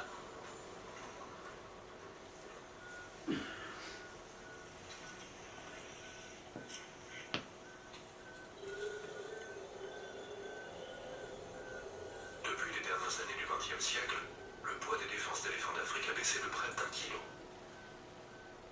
En Asie, 50% des mâles naissent complètement dépourvus de défense.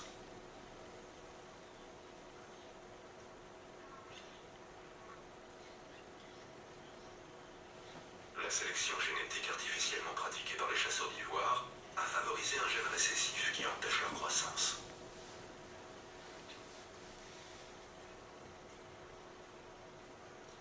Aujourd'hui, en Inde, le nombre d'éléphants dépourvus de défense, appelés Magnas, augmente.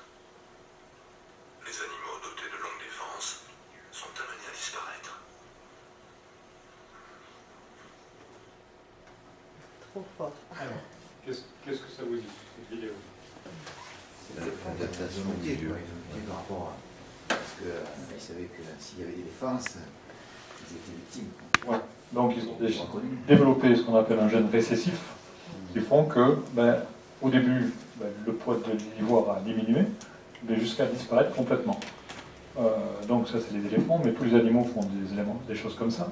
Par exemple les baleines qui, jusqu'à il y a quelques années, chassaient la bouche ouverte leurs poissons, parce qu'il y en avait assez, ont développé des techniques de chasse, parce qu'il n'y a plus assez de poissons. Donc elles font des cercles de bulles, se mettent en profondeur, elles font des cercles de bulles pour enfermer les poissons, et replongent à l'intérieur pour remonter et enfermer les poissons dans leur gueule après avoir fait des cercles de bulles. Donc les poissons n'ont pas disparu il n'y a pas très longtemps et elles ont développé aussi des techniques de chasse. Donc tous les animaux mutent, font des choses différentes. Les éléphants, je reviens sur un petit passage qui est la trompe, donc qui pèse jusqu'à 200 kg et qui a 150 000 muscles, juste la trompe. Donc la merveille de technologie. 150 000, 200 kg pour les adultes. Donc si les animaux sont capables de faire ça, nous on est capable de faire encore bien plus. Donc le but, ça sert aussi à ne pas s'inquiéter, parce que très souvent on s'inquiète de plein de choses, et puis on fait des manifestations pour plein de choses, dont le fond est juste, d'accord ? Il faut bien que l'on soit honnête et que l'on fasse des choses propres, mais il ne faut pas non plus qu'on pense que c'est aussi dramatique que ça. À long terme, oui, c'est dramatique, mais à court terme, les mutations se font à chaque instant chez l'être humain. Donc oui, il faut modifier les choses pour que ce soit bien fait, mais il ne faut pas qu'on les prenne de façon dramatique. Il faut qu'on les prenne de façon professionnelle, et pas de façon bataille rangée, et qu'on cherche les gens pour les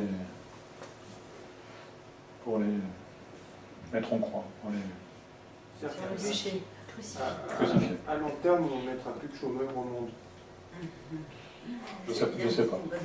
On mettra que des travailleurs. Alors, on continue sur... alors, une petite vidéo d'1 minute qui me plaît parce que c'est par rapport à ce qu'on nous apprend à l'école. Et ça montre un petit peu d'autres choses. C'est un début de la vidéo dont vous parliez tout à l'heure.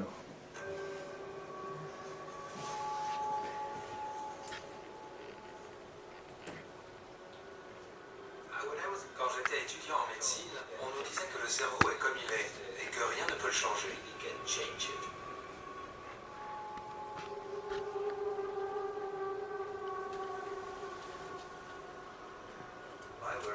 On m'a appris que le cerveau était précablé et qu'après 18 ans, il ne changeait plus.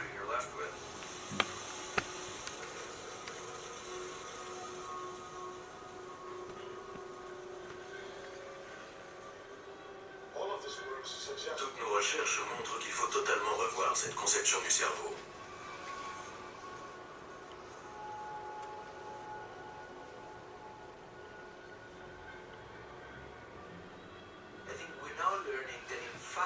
On est en train de s'apercevoir qu'en fait, le cerveau change sans cesse, à chaque pensée, à chaque sensation.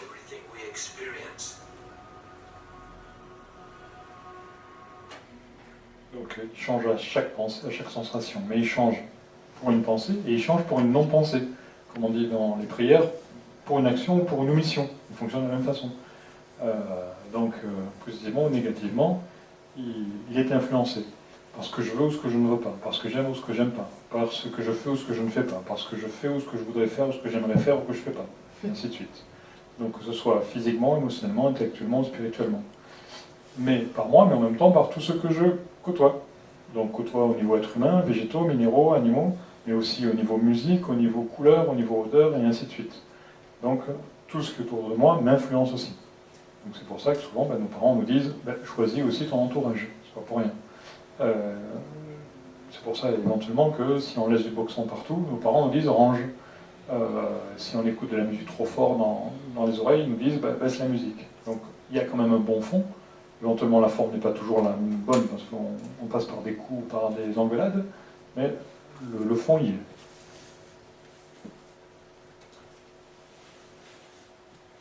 Alors, toujours la suite de cette première partie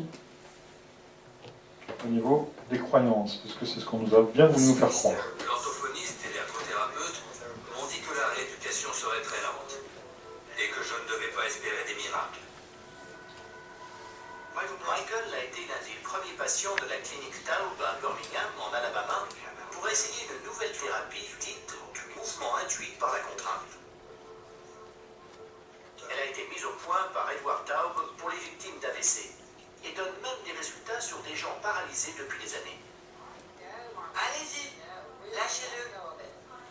On met le bras valide du patient dans un gant pour l'empêcher de l'utiliser, ce qui force le bras paralysé à faire des mouvements élémentaires. Continuez.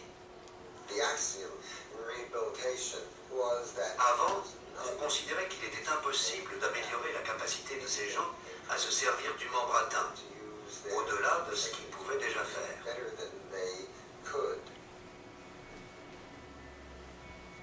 Je vous présente Judy Hall. Bonjour, je suis Norman Deutsch. Enchanté. Et voici Monsieur Hall.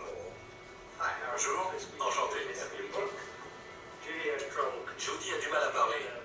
Elle a eu une grave attaque le 24 octobre. On ne lui donnait que 20% de chance de survie. Ça a touché le côté gauche du cerveau. Ça a donc affecté le côté droit du corps. L'une des techniques que nous utilisons s'appelle le modelage fonctionnel. Cela consiste à faire améliorer à la personne ses fonctions motrices par toutes petites étapes. Cette progressivité est l'essence du traitement. Une pratique intense aide à recalmer le cerveau en déclenchant des changements neuroplastiques. Ainsi, après des lésions cérébrales massives, les fonctions perdues sont prises en charge par de nouveaux neurones. Alors, quelle synthèse vous faites de ce petit passage? Il y a une interactivité entre le cerveau et le... Le cerveau commande un mouvement, mais inversement, si on provoque un mouvement, il y a un retour vers le Voilà, cerveau. donc ce passage vous explique ça, et surtout que ce que les grands pontes on peut vous dire, maintenant tu peux rester un légume, ça ne bouge pas, c'est faux. Donc à chaque période, on progresse dans la science, et ces éléments vous montrent que il ne faut pas prendre non plus comme parole bénie tout ce qu'on vous dit, expérimentez-le, c'est important, écoutez votre cœur, parce qu'il y a beaucoup de gens qui on a pu dire ça, et puis qui, parce qu'on leur a dit ça, au contraire, ils ont mis les bouchées doubles, et puis ils sont sortis de ce qu'on croyait être impossible. Donc c'est la même chose, que ce soit des choses qu'on entend ou des choses que vous pensez. Donc la synthèse de ce que vous avez pu faire de votre éducation ou de ce qu'on a pu vous apprendre. Donc rien n'est figé. Il y a une phrase philosophique qui dit que tout change, et la seule chose qui ne change pas, c'est ça, tout change. Donc c'est une autre façon de voir les éléments. Donc un petit passage sur les aires du cerveau, justement. Ce qu'on nous avait appris et comment ça peut fonctionner d'une façon plus fonctionnelle.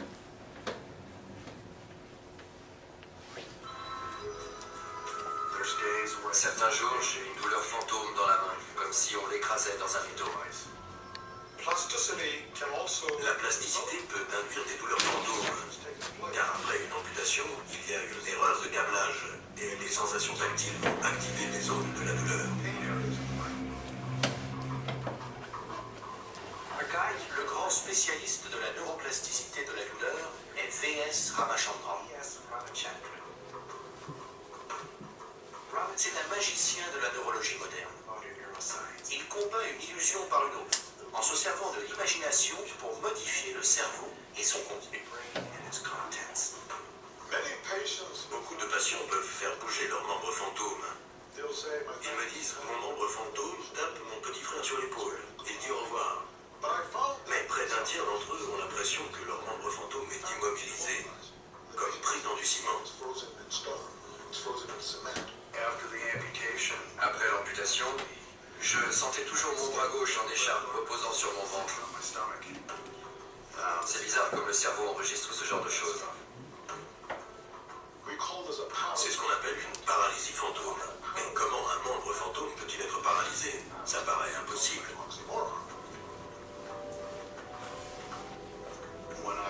Quand j'essayais de bouger ma main fantôme, ça faisait mal. Donc j'acceptais cette sensation de paralysie. Comment ça va? Bien. C'est un plaisir de vous revoir. Personne ne savait vraiment ce qui déclenchait la douleur dans le membre fantôme. Ramachandran s'est demandé s'il était possible que chez les amputés, les aires cérébrales correspondantes au visage débordent sur celles du bras. Vous sentez quoi? Une caresse sur ma main fantôme. La main fantôme et le visage. Chez les gens normaux, la surface de la peau correspond à une région située du côté opposé du cerveau. Dans cette région, l'aire de la main est adjacente à celle du visage. Quand je conduisais, que je me rasais le matin, dès que je touchais ce côté-ci de mon visage ou que le vent soufflait dessus, ma main me faisait mal, mais je ne faisais pas le lien entre les deux. Et ici, c'est vers le petit doigt. Le petit doigt. Quand la moitié du bras est amputée, il n'y a plus d'information sensorielle qui parvient à l'aire de la main. Quand vous touchez le visage du patient, le message est transmis à l'aire du visage, ce qui est normal. Mais il envahit aussi le territoire correspondant à la main manquante. Et là, l'index. Et là, le pouce. Je lui disais, là je le sens sur mon pouce. Il me dessinait un pouce. Puis il touchait ailleurs. Ah, ça c'est sur l'index. Il dessinait un index. Et ça, je le sens sur la main. Sur la main. À la fin, je me suis regardé dans le miroir et j'ai vu ma main gauche ici. Je n'en revenais pas. C'est entre l'annulaire et le majeur. C'était la preuve frappante de la plasticité du cerveau humain adulte. 3 semaines après l'amputation, un effleurement du visage activait l'aire de la main. C'était révolutionnaire parce que ça montrait que la carte du cerveau qu'on apprend aux étudiants en médecine n'est pas fixe. En fait, elle ne cesse de se modifier en réaction à des informations sensorielles.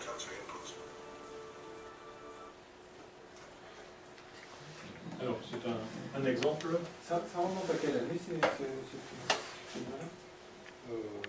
Les expériences 4 ou 5 ans, et le film a été donné en France il y a 1 an. 4 ou 5 ans pour que le film soit fait, mais ça fait 10 ans qu'ils savent ça en Amérique. Et dans les sciences philosophiques ou ésotériques, ça fait des milliers d'années. Maintenant, il faut voir qu'est-ce qui nous intéresse comme lecture.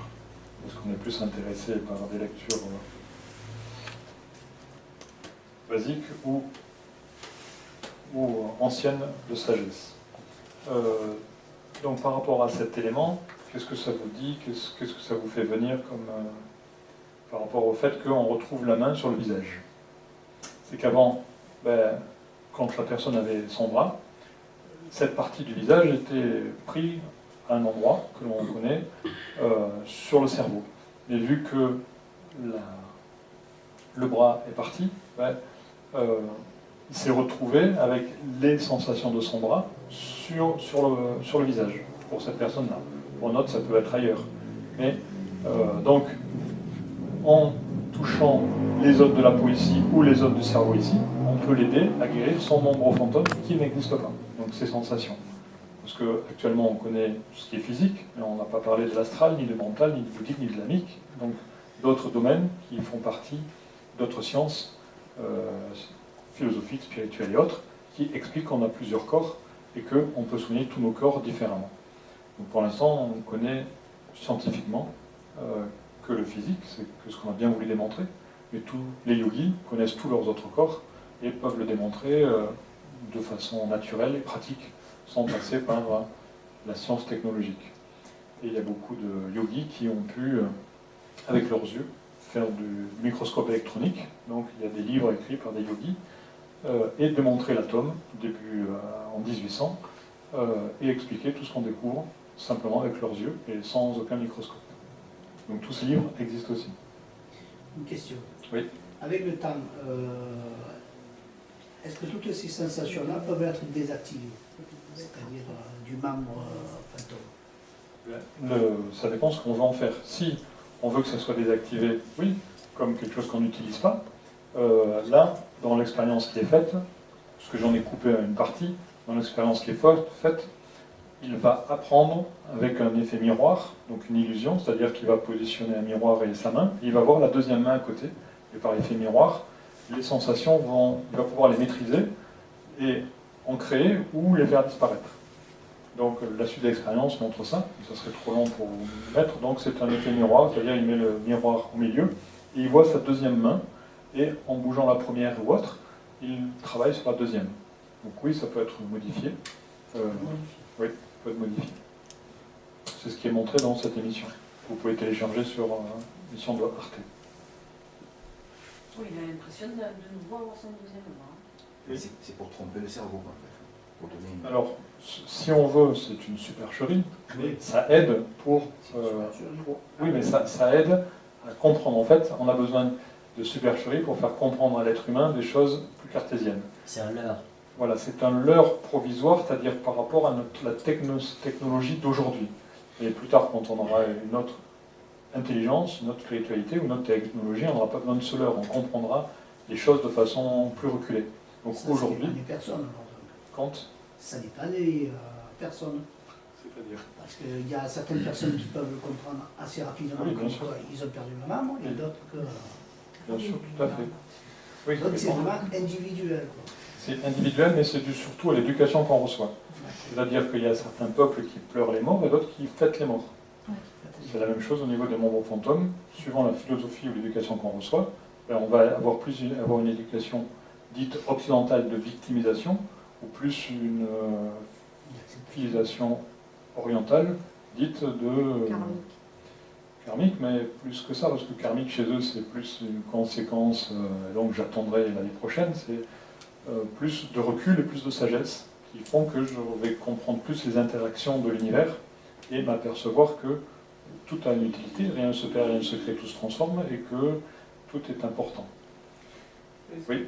Ce qui est un petit peu effrayant, c'est de voir, par contre, enfin effrayant, Oui. je me comprends, c'est de se dire qu'il y a déjà des personnes qui sont assez intelligentes et ouvertes d'esprit Oui. pour faire cette évolution, mais avant que ça puisse s'intégrer et s'imprégner dans notamment nos sciences occidentales, parce que de nos jours, par exemple...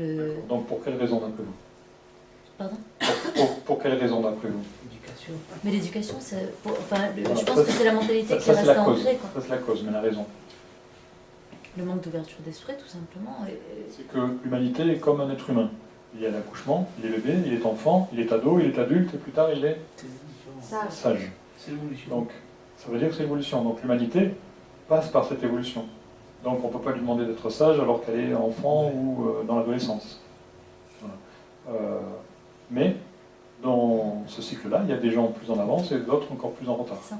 On peut faire en fait les voyages, c'est après à nous de choisir justement de peut-être se référencer à d'autres cultures. C'est ça. Donc c'est pour ça qu'on dit que le travail commence en soi, parce que plus on le fait soi, plus on devient un référent pour les autres. Donc c'est important de Oui, parce que commencer ça par va ça. influencer l'univers aussi. C'est ça.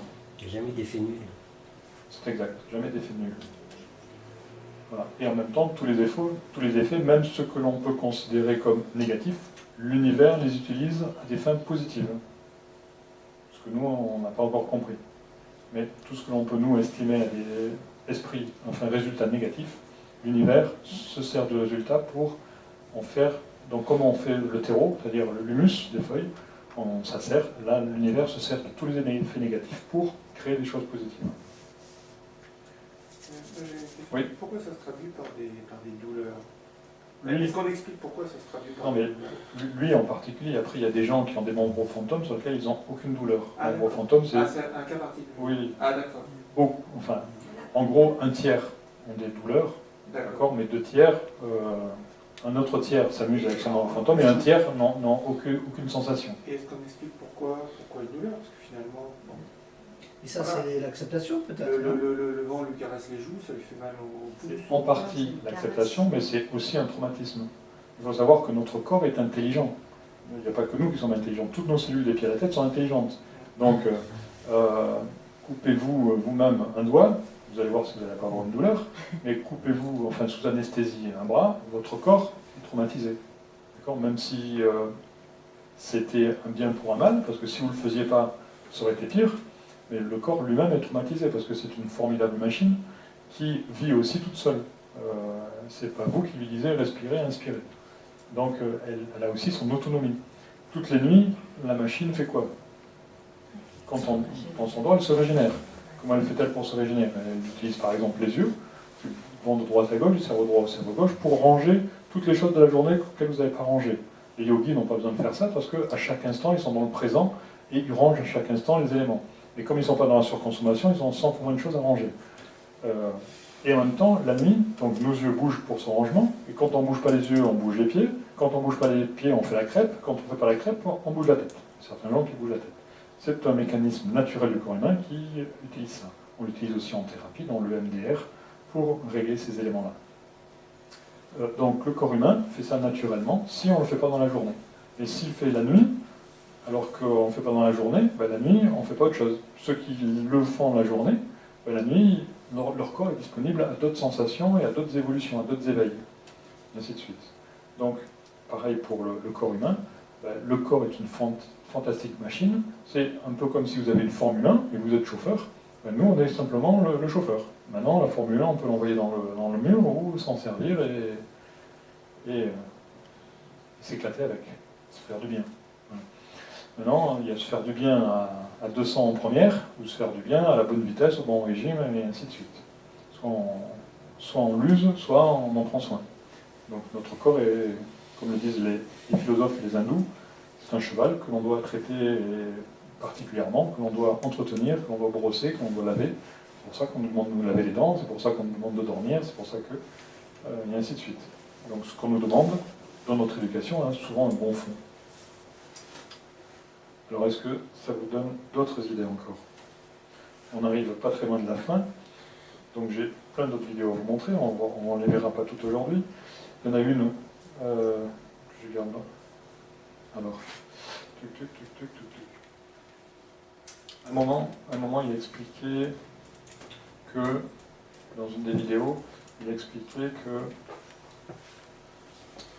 quand, dans 2 vidéos précédentes, quand on cherche à trouver quelque chose, on n'arrive pas à trouver la chose. Donc c'est-à-dire qu'au fur et à mesure qu'on essaye de trouver, on fait changer l'univers. Donc il est difficilement possible de trouver la fin ou de l'univers, ou d'arriver au bout de son exercice, parce qu'à chaque fois qu'on arrive au bout, il y a toujours quelque chose de plus grand, il y a toujours quelque chose derrière. Donc on peut avancer, mais c'est jamais le bout de l'exercice. C'est le bout du projet que l'on a, mais c'est jamais le bout. Parce qu'à chaque fois qu'on y arrive, on va plus loin. Et en plus, allant jusque-là, on modifie la suite. Parce que c'est un petit peu la même chose que quand on est enfant, ado, adulte. Lorsque je suis enfant, j'ai un projet d'aller jouer. Et le fait que je vais jouer soit aux voitures, soit à la poupée, soit au médecin, ça va influencer ma vie. Si je vais jouer plus à la voiture, ou plus à la poupée, ou plus au médecin, ça influencera plus ma vie. C'est la même chose. Donc plus je vais chercher dans un domaine, et plus je vais faire reculer ce domaine. Mais Hercule Poirot, quand il cherche, il trouve. Oui. Donc ça, c'est Evelyne nous donner cette parabole, parce que dans certaines vidéos ou dans certains PowerPoint, certains ont pu recevoir ces éléments, chaque organe de notre corps correspond à un fruit ou un légume. Et beaucoup de médecins, empiriquement, ont dit bah, vous mangez tel fruit ou tel légume, ça vous aidera pour telle problématique. Et les médecins ont quand même mis un grand réseau de fruits et de légumes qui ont exactement la forme de l'organe à guérir ou à entretenir en préventif ou en guérison. On peut les retrouver, ces correspondances. Je les ai, donc je peux vous les envoyer s'il faut, mais vous les avez après en cherchant sur Internet tous ces éléments. Je vois pas le rapport avec un Toujours pas une volonté de leurrer le cerveau. Non, c'est pas un leurre, c'est pas un leurre. Non, c'est-à-dire que, par exemple, l'exemple le plus connu, c'est la noix. Une noix, si vous la décortiquez, elle symbolise de la cervelle. Donc on dit que les noix, c'est bon pour la mémoire, et ainsi de suite. Donc il y a plusieurs légumes comme ça, des fruits, qui ont la forme du rein, du foie, du cœur, et ainsi de suite. Enfin, si je tape fruits et légumes sur Google, ça va pas me donner les correspondances. Eh bien, il faut taper intelligemment, et puis des fois, il faut un peu chercher. Ah, d'accord. C'est dans l'adresse La réponse est dans la question. La Bon, réponse est dans la question. vous voulez vraiment Je cherche pas, il fait vous voulez que je vous la cherche, si je la trouve? Je ne sais pas si je l'ai ici. Il fait sa forte tête. Alors, je ne sais pas si... Tu marques correspondance médicale, fruits, légumes. Ouais, non, mais Tu sortir quelque chose, on va hein. trouver, on te dira dans 15 jours comment on a fait. Déjà, il y a des éléments de cerveau qui sont faits Bon, qui veut dire en résumé que notre cerveau peut nous faire faire beaucoup de choses. C'est le patron. C'est le patron. Non, mais ça laisse personne qui décide. On faisait déjà beaucoup, mais alors là, hein, C'est qu'un outil. tu vas passer une mauvaise nuit. Oh là là, bah, je vais essayer de déjà C'est bouger un outil, les c'est ça. yeux, la tête, les petits en journée, puis comme ça. Oui, c'est un outil. C'est un bon conseil. C'est vraiment le tableau de bord. Non, mais on va trouver. Là. C'est peut-être celui-ci, il faut juste que je regarde le PowerPoint que j'ouvre avec le bon C'est pas logiciel. grave, il cherchera un voyage. Ouais, GPT. Il nous dira si le fruit Voilà. de ses recherches. voilà, le fruit. Oh, Bravo, ça. ça le fait.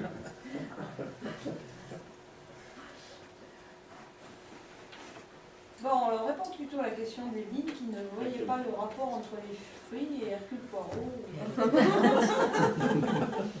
Parce que cet après-midi, on était dans une autre conférence où elle a évoqué le même thème. C'est pas des jeux. Non, ça, c'est pas des lignes. Mais Hercule Poirot, vous jouez pas la poupée. Voilà. Non, ça a dû y arriver. Je comprends pas. Pourquoi?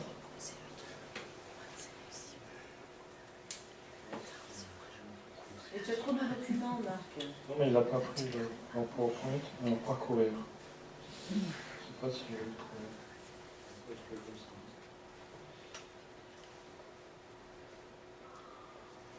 Non, mais je retire la question. Voilà. Ah, c'est bon, Marc, il a retiré sa question.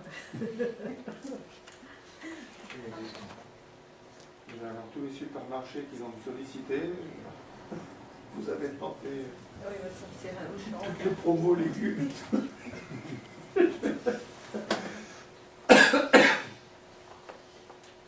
Mais j'arrive pas à l'ouvrir, il faut que je trouve le logiciel pour l'ouvrir. Non, mais je chercherai, mais je mettrai ton Non, nom. mais sur Internet, sur Google, en cherchant bien, on trouve. Ouais. Je chercherai, je mettrai ton nom. Voilà. Alors, pour vous amuser, alors une petite vidéo amusante. Peut-être fera pas rire tout le monde. C'est une moto. Bon, c'est sur Internet aussi, c'est une moto. Et puis, c'est en Allemagne, je crois. Donc la moto va très vite. Elle passe sur une route départementale. Et puis, il y a Il y a un obstacle. deux gendarmes qui sont au radar. Il est tombé dans l'arbre. Ils sont en radar. Donc c'est un petit lien avec ce qu'on voit aujourd'hui, un petit. On va le regarder. 300 km/h.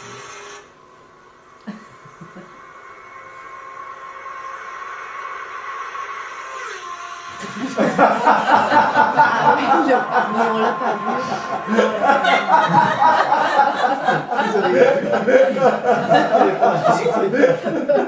Je crois qu'ils ont entendu le bruit. Je veux pas le remettre, s'il te plaît. Si, je l'ai remis 10 fois, je m'éclate 10 fois. Donc c'est quoi le lien avec ce qu'on a vu aujourd'hui? Un petit lien. On voit pas toujours le lien, si on voit pas toujours tout. Des fois, ça va tellement vite qu'on comprend rien, quoi. Il y en a qui n'ont rien compris.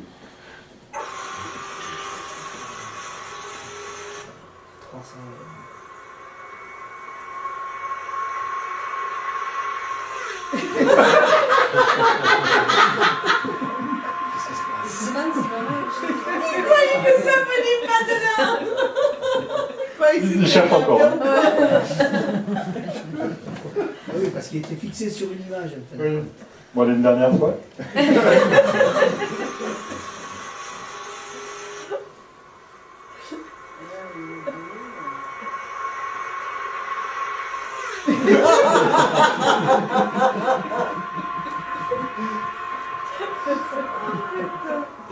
Sérieux, il était, il recommence.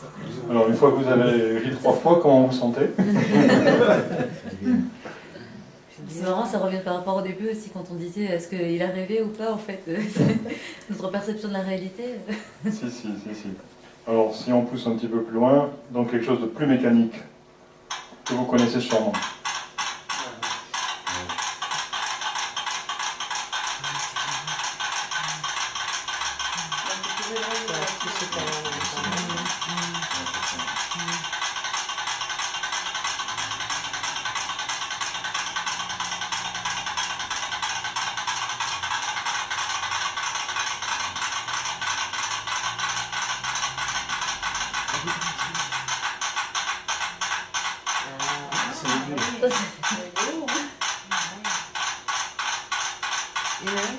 Oui, il y en a une qui est un peu mondiale.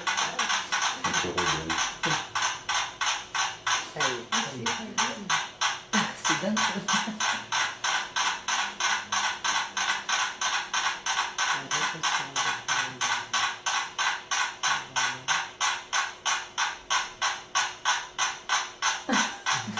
On regarde là, oui.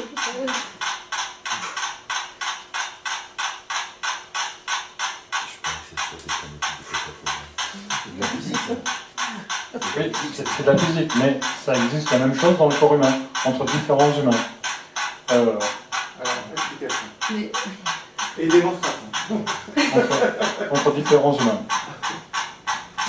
Pour aller un petit peu plus loin dans la mécanique, pour ceux qui sont un petit peu dans le bâtiment ou dans les groupes électrogènes, quelle est la symbolique dans les groupes électrogènes que l'on installe dans les bâtiments, dans les hôpitaux par exemple? On ne met jamais 2 groupes électrogènes de la même marque et de la même année. Pourquoi? Parce que s'il y a jamais un groupe électrogène qui s'emballe, l'autre va se mettre à la même vibration et s'emballer de la même façon. Ouais. D'une part par rapport à la technicité de l'instrument et d'autre part par rapport à la problématique du montage en série, de la faiblesse qu'il aurait pu y avoir dans ce montage de cette chaîne. Donc ils mettent 2 groupes électrogènes de 2 marques différentes et de 2 années différentes pour éviter que quand il y a un groupe électrogène qui s'emballe, il emballe l'autre. Donc c'est des éléments que l'on évoque dans différents domaines. C'est-à-dire que même sur un objet donc mécanique, il y a une influence quand même. Oui, de la même façon que ça. Même s'ils sont posés sur des dalles de béton hyper dures, bon là il a accentué le phénomène pour aller plus vite, pour pas que la vidéo dure 1 heure. Sinon, s'il est sur la table, au bout d'1 heure, ça fait la même chose. Ah oui, d'accord. C'est juste qu'il a accentué le phénomène. Voilà, donc on est arrivé au bout de notre démonstration. Il y a encore d'autres vidéos qui pourraient être intéressantes. Donc comme l'a dit Anne, donc, la formule anglaise c'est celle-ci, c'est What public do you know? Mais vous avez différentes vidéos qui expliquent tout ça encore sur Internet, que l'on pourra voir au fur et à mesure. Donc ce qu'on a essayé de faire ce soir, c'était une synthèse, un parallèle entre l'univers et le corps humain, entre les possibilités de notre corps et les possibilités du corps humain, entre tout ce qui a déjà été démontré de 1000 façons différentes, que ce soit dans des écrits religieux, sacrés, yogis, de sagesse, de philosophes, d'historiens, de romanciers, de médecins, de techniciens et autres. Ils racontent tous la même chose de façon différente, si on veut bien les étudier, les comprendre, les observer. Après, vous n'êtes pas obligé de tout lire, de tout regarder.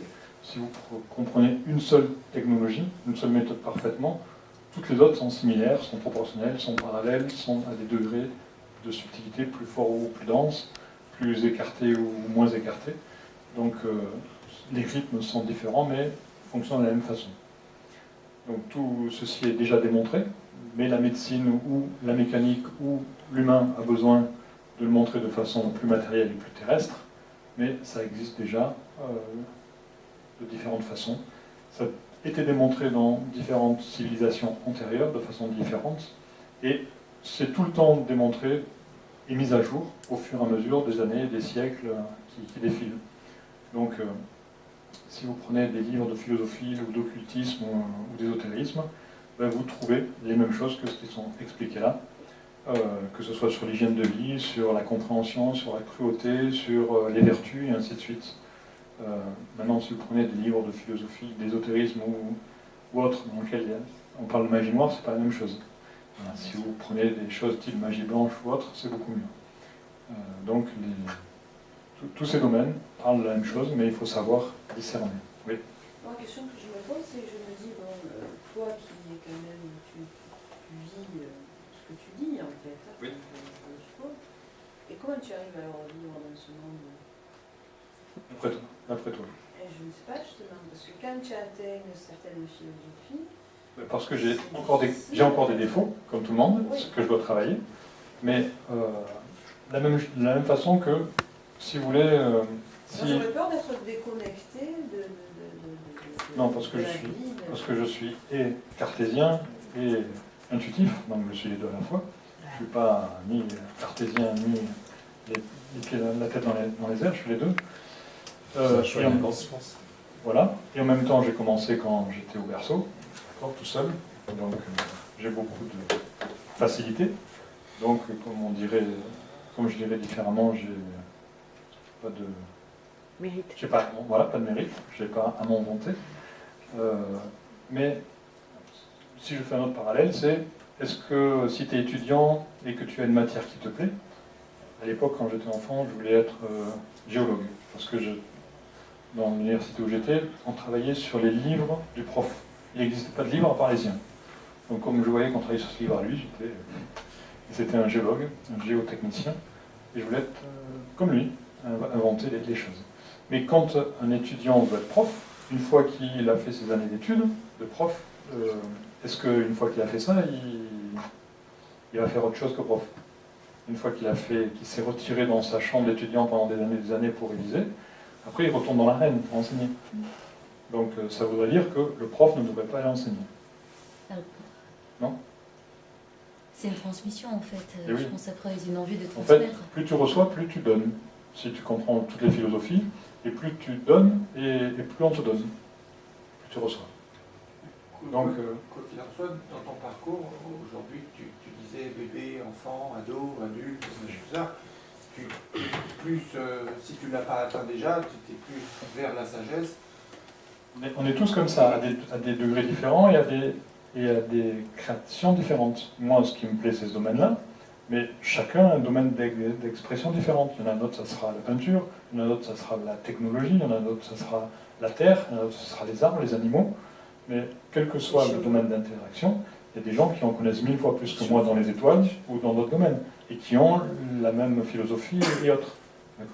Il faut simplement regarder que toutes ces matières différentes expriment la même chose d'une façon différente. Il faut arriver à voir que c'est les mêmes mécanismes partout. Tu penses qu'il faut séparer la philo du savoir? Non. Il faut garder les belles choses de chaque univers. On fait tous partie d'un grand pulse et on a une place à nous. Et ce pulse, il n'est pas fixe, il est mouvant, il grandit. Donc on a une place grandissante à chaque endroit. Donc il ne faut pas jouer dans ce qu'on nous a appris quand on est enfant. On regarde la maison du voisin, la femme du voisin, l'entreprise du voisin et la voiture du voisin. Il faut qu'on regarde notre créativité à nous, mais pas celle des autres. Si on regarde celle des autres... On n'a pas tous eu cette éducation aussi. On est d'accord. Moi non plus, je n'ai pas eu celle-là. Mais comme j'ai d'autres facultés, j'ai pu discerner ce que je te dis, pas ce que je fais, etc. Et puis un jour, je me suis dit, puisqu'on me dit que ça mène à ça, ça mène à ça, ça mène à ça, ça mène à ça, pourquoi ne pas vivre l'opposé? Voilà. Puisque si tu manges ça, il va t'arriver ça. Si tu fumes ça, il va t'arriver ça. Si tu dis ça, il va t'arriver ça. Donc quand on m'a fait la liste, quand j'ai fait la synthèse de la liste de tout ce qui mène à la maladie ou à la mort, pourquoi pas faire l'opposé? C'est intéressant. Donc je me suis amusé à faire l'opposé. J'ai